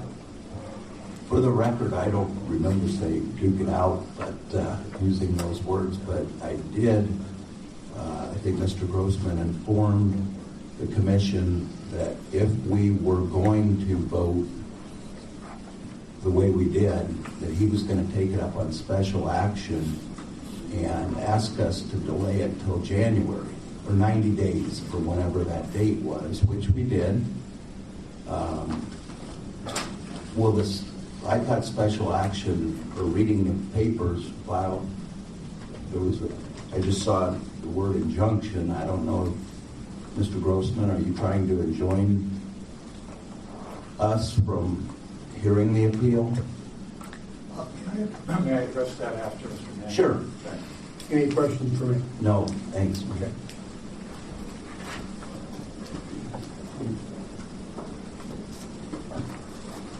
In direct answer to your question, we have no application before the court at this time. And we would hope not to have such a motion, but I referred in my remarks to a motion to stay. And that as a possibility, yes. If we need to, we will ask the court to stay. But I would like to try to put an end, or at least reduce some of these conflicts, and work on an adult basis with dates and a timetable that is not only fair, but that makes sense. I did suggest and hope that we would be able to have this resolved in January. But what I learned since was that the other side has 30 full days, a full month, within which to respond to the special action and to respond to our request to expedite this by transferring it to the judge handling the civil litigation. And we are inviting them to shorten that time, but I can't make them shorten that time. And for that reason, we think that a more appropriate date would be late February or early March. Another point that I would like to make, and I will be brief, and then ask you for permission to hear from my partner, Stacey Harrison, on dates, is this is a court of law. You are sitting as a court of law. It's called a quasi-judicial court of law or quasi-judicial position.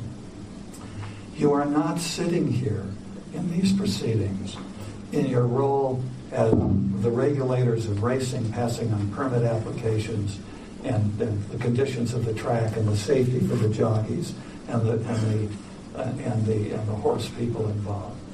You are sitting here bound by the Constitution of the United States of America and the Constitution of the state of Arizona as quasi-judicial officers to give constitutionally protected due process, referred to in administrative proceedings as fair process. And that means appropriate notice, opportunity to be heard from an impartial and unbiased as a matter of fact and as a matter of appearance, judicial body. So those are the rules that we are playing by now. They're not the normal rules that we're all used to serving longer as regulatory body or as regulators. You are now sitting as judges, bound to the same legal and ethical standards of any judicial or quasi-judicial officer. So that's why I called you judge all too often in the original appearance. Maybe Stacy address you for a moment on scheduling. Thank you.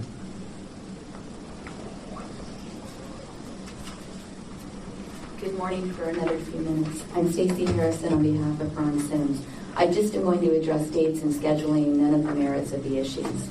We filed the special action promptly after the last meeting, and at the same time we filed a motion to transfer the action to Judge Gama, who is the judge presiding over the civil proceedings. On the regular calendar, the opposition to that motion is not due until November 30th, and our reply papers would not be due until December 14th, which means that we couldn't get a motion to stay or to enjoin the commission from acting based upon lack of jurisdiction or standing on file until late December.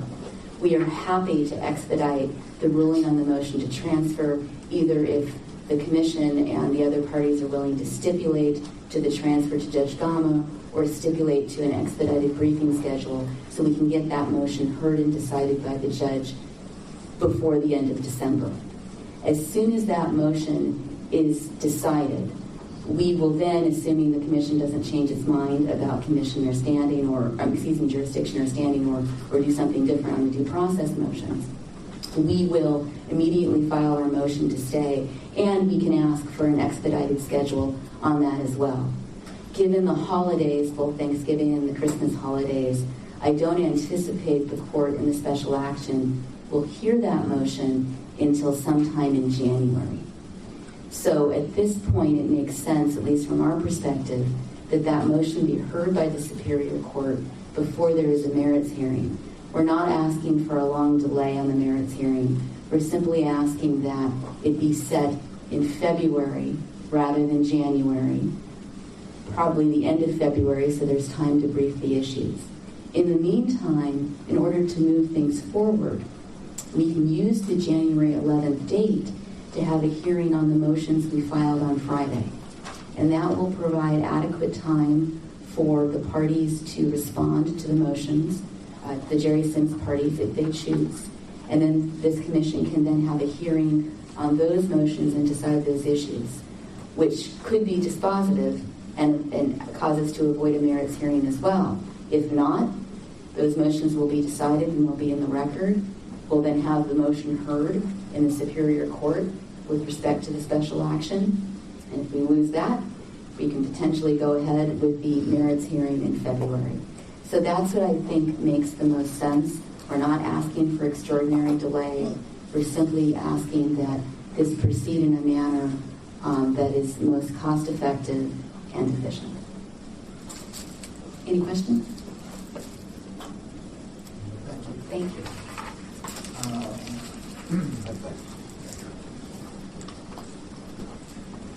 Whenever a lawyer steps in, Mike Manning on behalf of TV Racing, and says something so categorically false, I've got to stand up and make sure you deliberate. I'm sure your counsel will tell you the same thing. There's no prohibition against them moving to enjoin your deliberations at any point. They could have done that the day after the last commission meeting when you decided jurisdiction and aggrieved parties. She just told you that they can't file their motion until after we respond. That's categorically false, misleading, and untrue. They could have done that then and didn't do it. I assume deliberately they didn't want to ask the court to stay their deliberations as a commission, instead to play this game and try to delay things.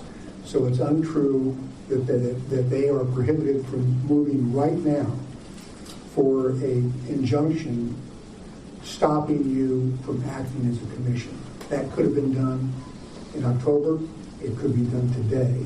They don't have to wait for our response for that. Again, I'll try to be brief. Any questions? Yeah, Mike, I have one. If we were to keep the January 14th, I think, date, or 11th for the hearing, and things did not go either party's way, there's appeal rights from there. Is there not? Correct. That's why this attempt to delay things is so misplaced. But yes, either side could appeal. Okay. Chair thinks it might be a motion to move into executive session. Is that a motion? I move we go into executive session to get advice from our counsel. Following the new procedure, Commissioner Heupel seconds it. Roll call. Mr. Heupel? Yes. Mr. Lawless? Yes. Mr. Feldmeyer? Yeah. I'm sorry, I didn't hear you. Definitely. Okay. That's a yes. And Mr. McClintock? Yes. And Mr. Garay? Yes. Thank you. 5 yeses, motion passes. 12 noon, going into executive session. Back in session. Open session is back as of 12:30 We're going p.m. to ask you to adhere to the dates that we previously set forth for the briefs, the response brief and the reply brief and the hearing until we hear differently from the court. We're going to stick to that. We need a motion to ratify that. I'm not sure. Is that necessary? No, it's not necessary, but if you want to do a motion, I don't think it's necessary. It's a procedural issue that you're notifying the parties. We will send out a notice of the hearing date with the briefing schedule. But if you're so inclined to. Okay. So until or unless we hear something differently from the court, we're going to ask you guys to stick to the dates. We don't want this to go on any longer than we've already had. May I ask a few questions? Absolutely. Thank you. When those dates were initially addressed here this morning, when were they set and how were they set? They were set by when the room's available, for one, and we kind of worked backwards from there to give you guys time to prepare your briefs. And with respect to the hearing that is now set for, I guess, January, Right.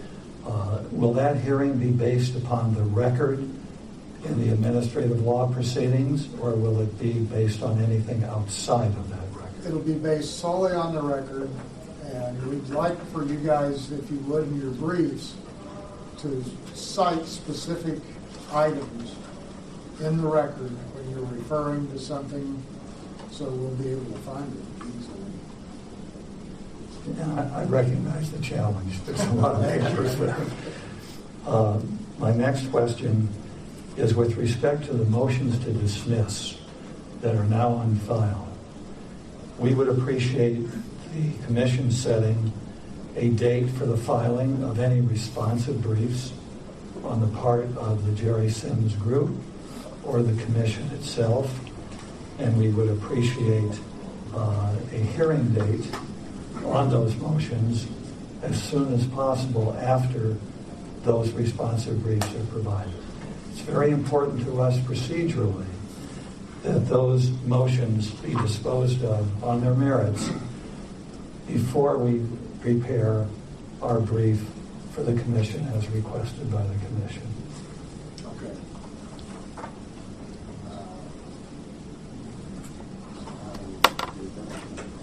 I have a question, Marshall. You filed a motion to dismiss with the commission, or do we even, and forgive my ignorance, do we even have the legal ability to rule on something like that?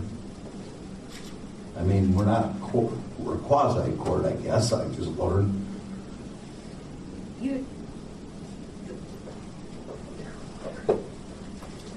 There is no requirement that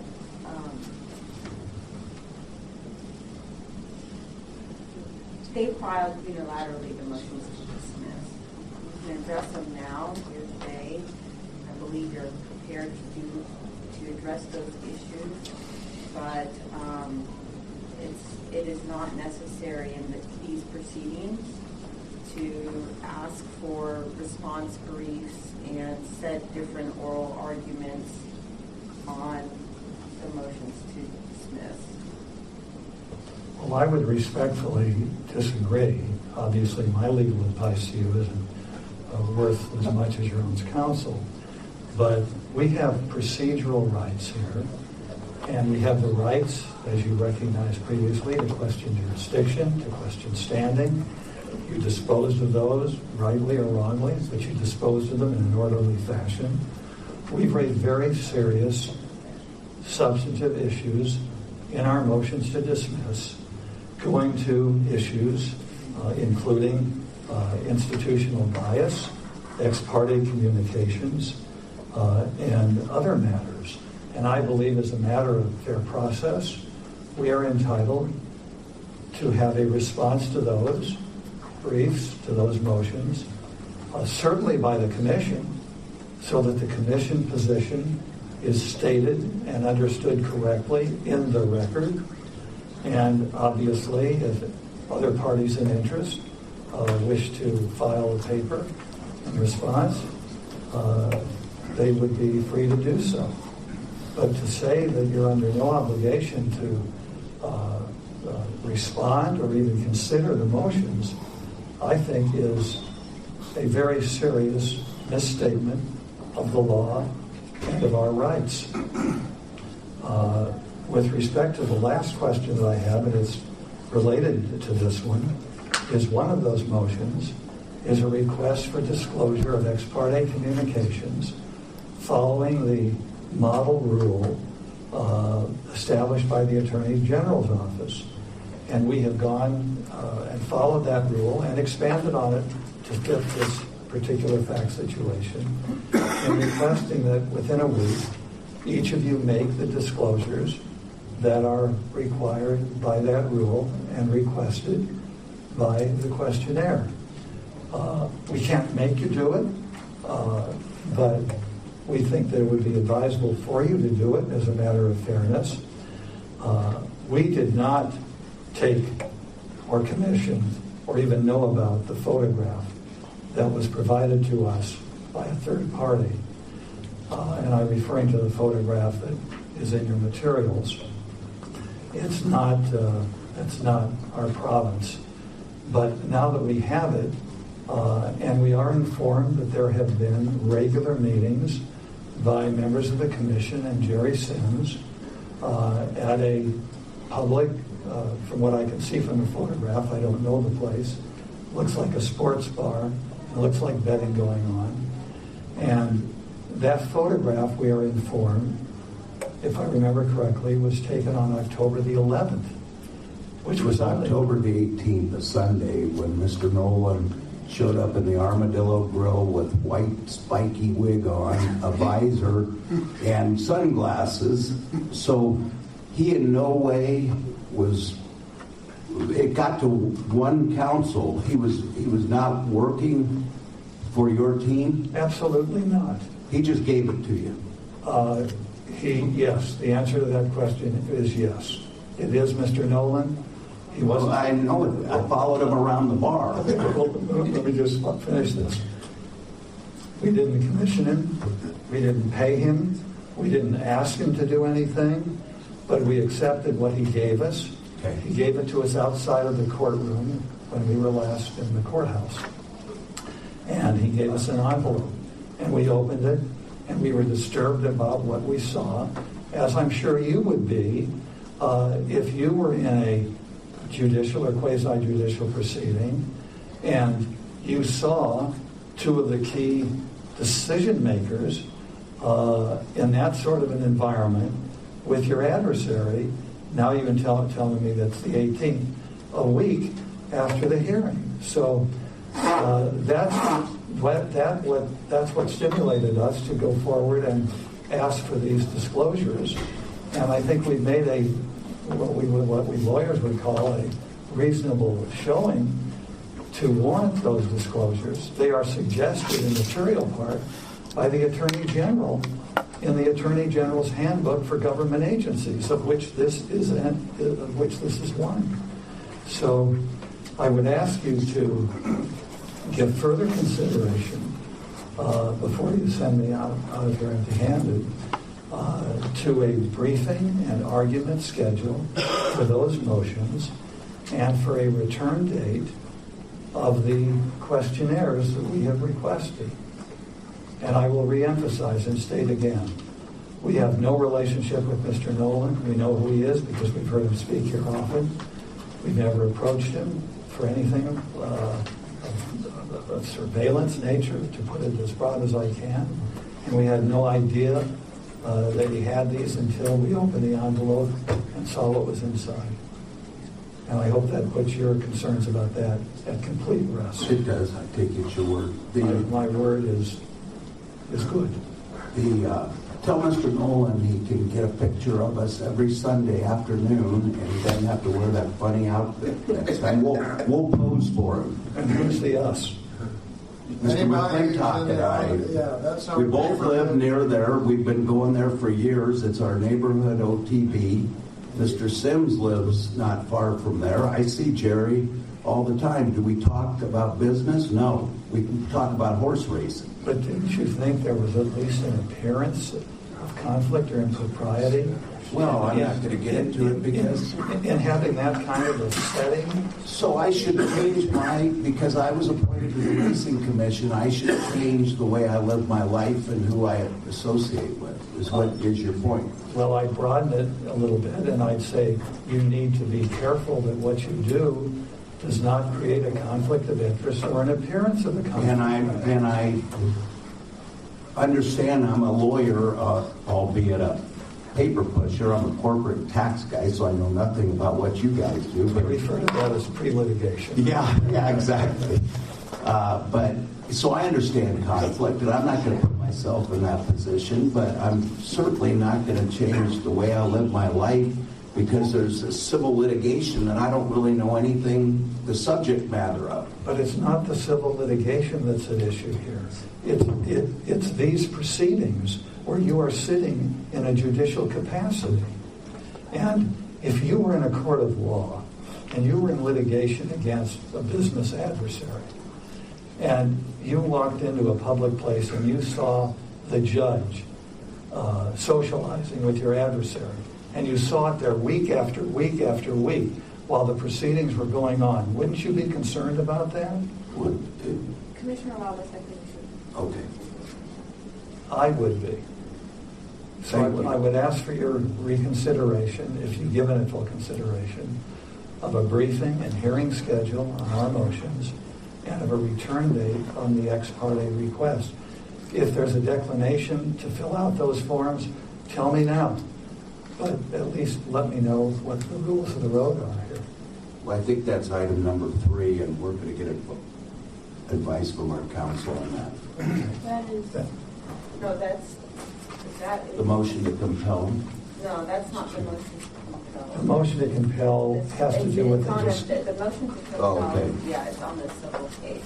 Okay. So, but the request for ex parte communications we can address in this agenda item.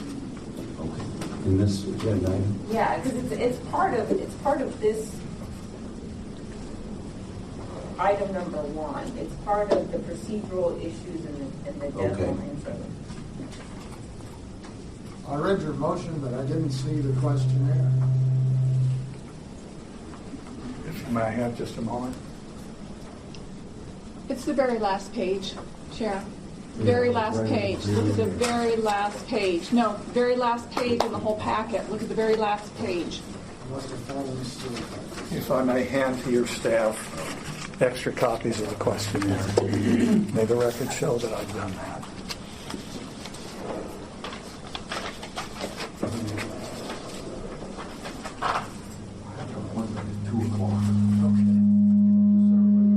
An hour and 20-minute notice that I got to be someplace else. Okay. Would you like me to stand here or return to my seat? I have no more questions. Anybody have a question? No. Mr. Grossman?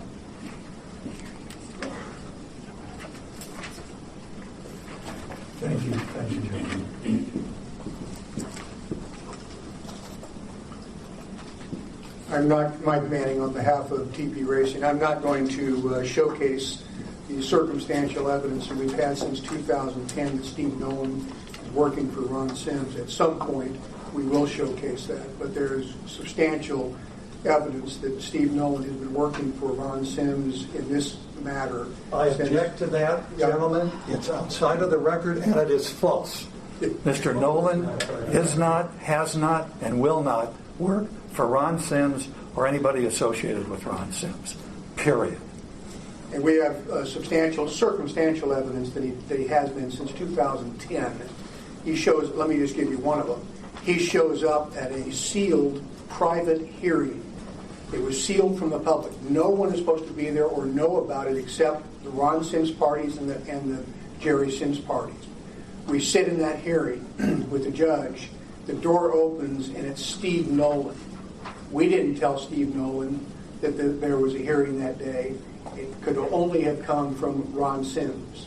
Moreover, is it conspicuous to you that you got, or that Grossman gets these pictures that Nolan surreptitiously takes of you guys? We don't get them. We never see them until after Mr. Grossman files something. Conspicuous. Nolan is working for Ron, but that's not why I'm standing here talking to you. I'm going to talk about procedure because that's what you asked, and I'm going to try to limit myself to that as opposed to argument and threats to the commission, as Mr. Grossman so delicately but directly threatened the commission and your integrity. Here's my point on the procedure. There's no process for motions in front of a state commission. You are not a court. Your counsel can tell you that. He can file motions. You can decide how they're to be handled, and what we would suggest to you that you handle it the way I think you planned on handling it, and that is if Mr. Grossman wants to include some or all of that in his papers on December the 21st, so be it. We will then respond if we think it merits a discussion on our papers on January 5th. You're not cutting him out of any due process because he's going to get a chance to say anything and everything he wants to say with that's already embedded in those motions in his papers that he files in December. And conspicuously, you guys have not limited him to number of pages. And he'll bury you, I guarantee you. You may have 400 pages, but if he wants to add that as part of his papers, so be it. He has then received the due process that he is entitled to with respect to that issue. Commissioner Wallace? Well, I think as a matter of procedure, Chair McClintock wanted you guys to limit those briefs you're filing on that briefing schedule to just what's in the record. So can he add it? Yes. Is it in the record? Frankly, much of what he filed in this special action is not in the record before the ALJ. So that's why our boys, you may have seen us smirking a little bit and bobbing our heads a little bit when he said, let's stick to the record. We urge you to force everybody to stick to the record. But he can do that in his papers. He can import all of these arguments, they're make-weight arguments, but he can make all those arguments he wants if it's within the record in the papers that he files in December. If it's within the record. That's Correct. what I was clarifying. Right. Okay. So, and moreover, in addition to the papers that you're allowing us to file, he's going to have an oral presentation just as I will have in front of you in January. He can say anything he wants with respect to those motions at that point. He doesn't have to add additional burdens to the commission or to the parties by having responses and replies and oral arguments with respect to these motions. He can say all of that in the papers that you're allowing him to file. The last thing I want to talk about is the issue on the oral presentations in January. We would appreciate knowing that there is a time limit on those. I can assure you, if you put no time limit on Mr. Grossman, he will go for a long time outside the record, and most of it character assassinations on Jerry Sims that have nothing to do with what Ron Sims did or didn't do in connection with his license from 2000 to 2014 or 15. So we urge you to yeah, we didn't say it, but in respect to fairness, we'd like to limit the oral presentations to 1 hour. 1 hour each? Yes. And that's fair. Because you're not, are you giving either side page limits? By the way, we're not going to bury you. We promise you. No page limit. Okay. And you have 1 hour each, and you can save some of that time for rebuttal if you need to. Okay. Thank you, Mr. Chairman. If I may, please. Sure. The motions to dismiss are not material that is found in the record on appeal. The motions to dismiss relate to why this commission should not be permitted to proceed with the appeal in the first place or proceed further.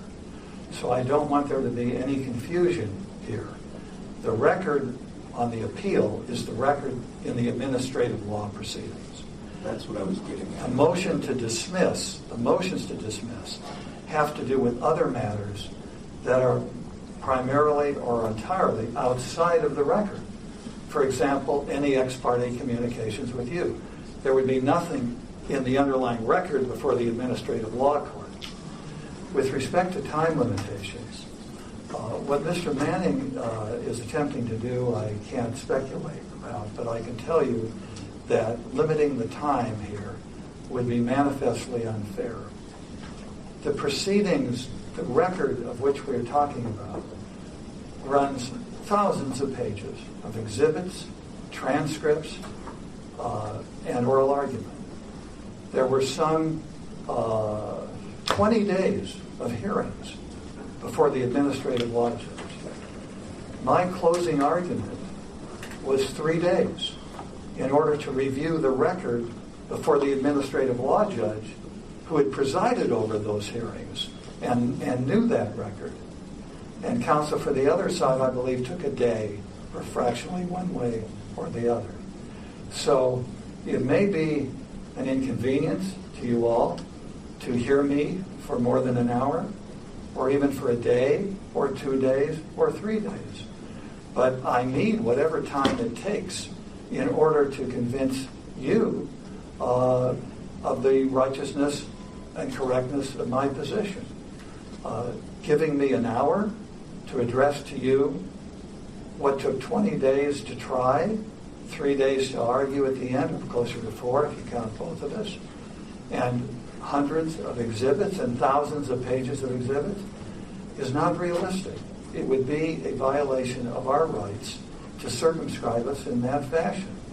That's why I suggested, as I did earlier, that before we all spend the money that's required to go through this, why don't we test to see first whether or not you can properly and lawfully proceed?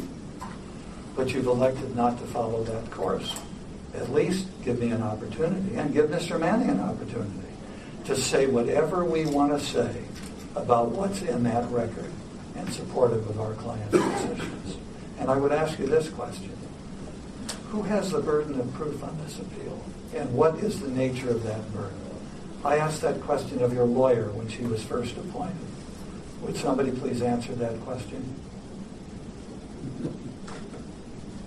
Well, I assume they have the burden of proof because they're the ones that the license has been granted. They're appealing the granting of the license. So they have to prove that the license should not have been granted. And, it's an interesting situation you guys have a remedy if we decide against you. Then you can go to the Superior Court and appeal the case. They're actually appealing from the certified final administrative decision. They're not appealing from the grant or denial of the license. They're appealing from a judicial decision. So what is their burden of proof on this appeal? You tell me. I don't know. Excuse me. No. Excuse me. Sorry, one at a time, please. He's misleading you, and I asked you to. He calls me the great misleader. The only thing he hasn't accused me of being is the great Satan. He'll leave that to other people elsewhere in the world. But I don't know what the burden of proof is on this appeal from a final administrative law decision. Is there anything in the history of this commission where a rule has been established identifying what that burden is? I can't find it. You probably looked a lot more closely. Isn't that another reason not to proceed with these proceedings in the absence of such a rule? If you want a rule, adopt a rule. Go through the rule-making procedures and the process. But I'm not aware of any such rule. Perhaps your counsel is. I've been asking for months now. Well, we're going to study the OHA review of the case and make a determination based on the record what should be done. And like I said, I mean, we don't want to be put in this position, but we are. But we have a duty as a commission to hear this hearing. We're going to hear it unless we're told by someone else that we don't have jurisdiction over it. That doesn't include me. By a judge. And, you know, part of the problem is that we're racing commissioners in Arizona. So part of my job is to have dialect with Vince Francia, Jerry Sims, Lloyd Yother. I mean, I wouldn't be doing my job if I didn't know those people. If Ron lived here, I'd be happy to talk to Ron if he wants to come to Arizona and talk to me. You know, it's not like I seek these guys out and say... I think that would be inappropriate on his part. Well... And yours. It's just... This is a very small community. It's horse racing. There aren't too many people interested in horse racing. And those of us who are need to discuss things. Well, the operation of the track, the condition of the backstretch, the safety report, you know. And those can be conducted as part of everyday business. But what the photograph showed was something other than everyday business. Well, the photograph shows me sitting at a table looking at a TV. And Mr. Sims was not at our table. He was at the one next to us. But we talk all the time. And it's about horse racing and unrelated matters to anything about the commission. So then there should be no reluctance to filling in the questionnaire. No. Yeah. We've been asked several times to provide any communication we've had, written or verbal or telephonic, and every time we have. I mean, so this is just another, it's the same as before. We'll be happy to do it. I appreciate that. Could we get them back within a week? Sure. From everybody on the commission? I'm fine with it. Thank you. Appreciate it. Mr. Manning? Before we hear any more, I need to notify my fellow commissioners that I have an obligation in 1 hour. Okay. And I really would like to hear what council has to say about item 2 and 3. No disrespect. I figured that when we started at 10, that I programmed this meeting 6 weeks ago, that 4 hours here would be long enough. I appreciate it, Commissioner, and I'll be very brief. It's with respect to the issue of burden of proof. Mr. Grossman, again, sends you in a direction that shouldn't say I know he knows it's incorrect, but is incorrect. The burden of proof on this issue is on Ron to prove that he merits a license. He didn't get a license in the ALJ decision. He's been granted a temporary conditional license pending our appeal. But if you would like, and I'll make this brief, Commissioners, I know you need to leave, we can give your counsel a limited 2-page memo or letter, if need be, with respect to the burden of proof issue, so that is submitted to you through your counsel, and let her advise you based on what each side tells her with respect to the burden of proof. That'd be great. That'd be helpful. Okay. I don't think she needs it either. Because what Mr. Gross would say wasn't true, but that's fine. Well, if I may, the commission has spoken through its chair as to who had the burden of proof. And how long do you have to put up, or do I have to put up, with the name-calling, the insults, and the uncivilized behavior of a fellow lawyer? I hope that not further in these proceedings. If Mr. Manning wishes to file something and you've given him permission, I would like to make sure that he provides a copy of it to us and that we have an opportunity of responding to it. I anticipated that. Thank you. It always hasn't been the case. Thank you.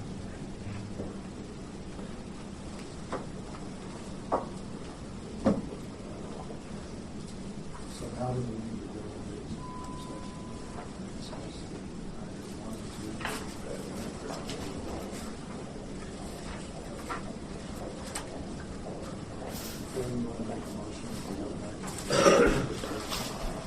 Well, Mr. Chairman, then if we are complete with number one, let's say we are complete with number one, and we have two other items, 2 and 3, I would like to move that we move into executive session, and then my question for council is, can we move into executive session for both 2 and 3 at the same time? Let's do the one by one. Okay. All right, so then I would move that we go into executive session for item number 2,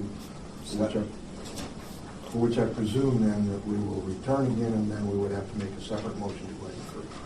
Okay, second. Roll call. Mr. Heupel? Yes. Mr. Lawless? Yes. Mr. Feldmeyer? Yes.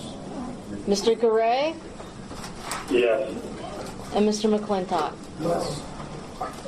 Okay, time 1:01, ending open session number 2.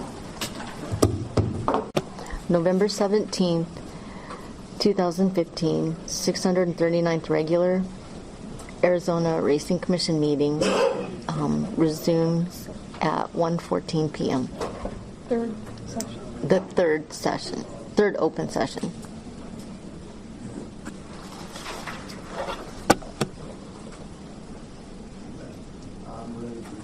Mr. Chairman, I make a motion that we authorize our attorneys to act as directed in executive session. Second. Okay, it's been moved and seconded. Vicki? Mr. Heupel? Yes. Mr. Lawless? Yes. Mr. Feldmeyer? Yes. Mr. Garay? Yes. And Mr. McClintock? Yes. 5 yeses, motion passes. Now,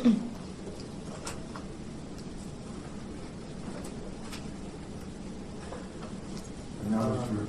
Chairman, we are at number 3. Correct. So I would move that we return to executive session. Second. It's been moved and seconded. Return to executive session. Mr. Heupel? Yes. Mr. Lawless? Yes. Mr. Feldmeyer? Yep. Mr. Garay? Yes. And Mr. McClintock? Yes. 5 yeses, motion passes. Okay, we're back in executive session as of 1:17 p.m. Resume open session at 1:22 p.m.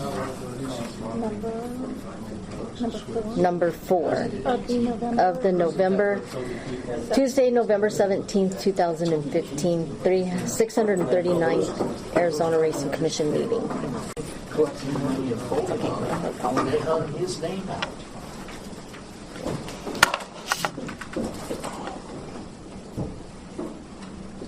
Okay, we're back in open meeting. Mr. Chairman, I make a motion that we authorize our attorneys to act as directed in executive session. Second. Second. Okay, it's been moved and seconded. Mr. Heupel? Yes.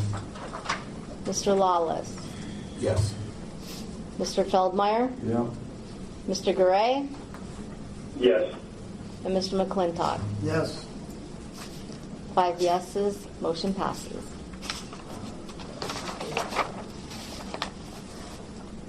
Mr. Chairman, I make a motion that we adjourn.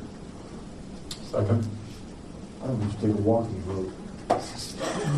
Moved and seconded, we'll be adjourned.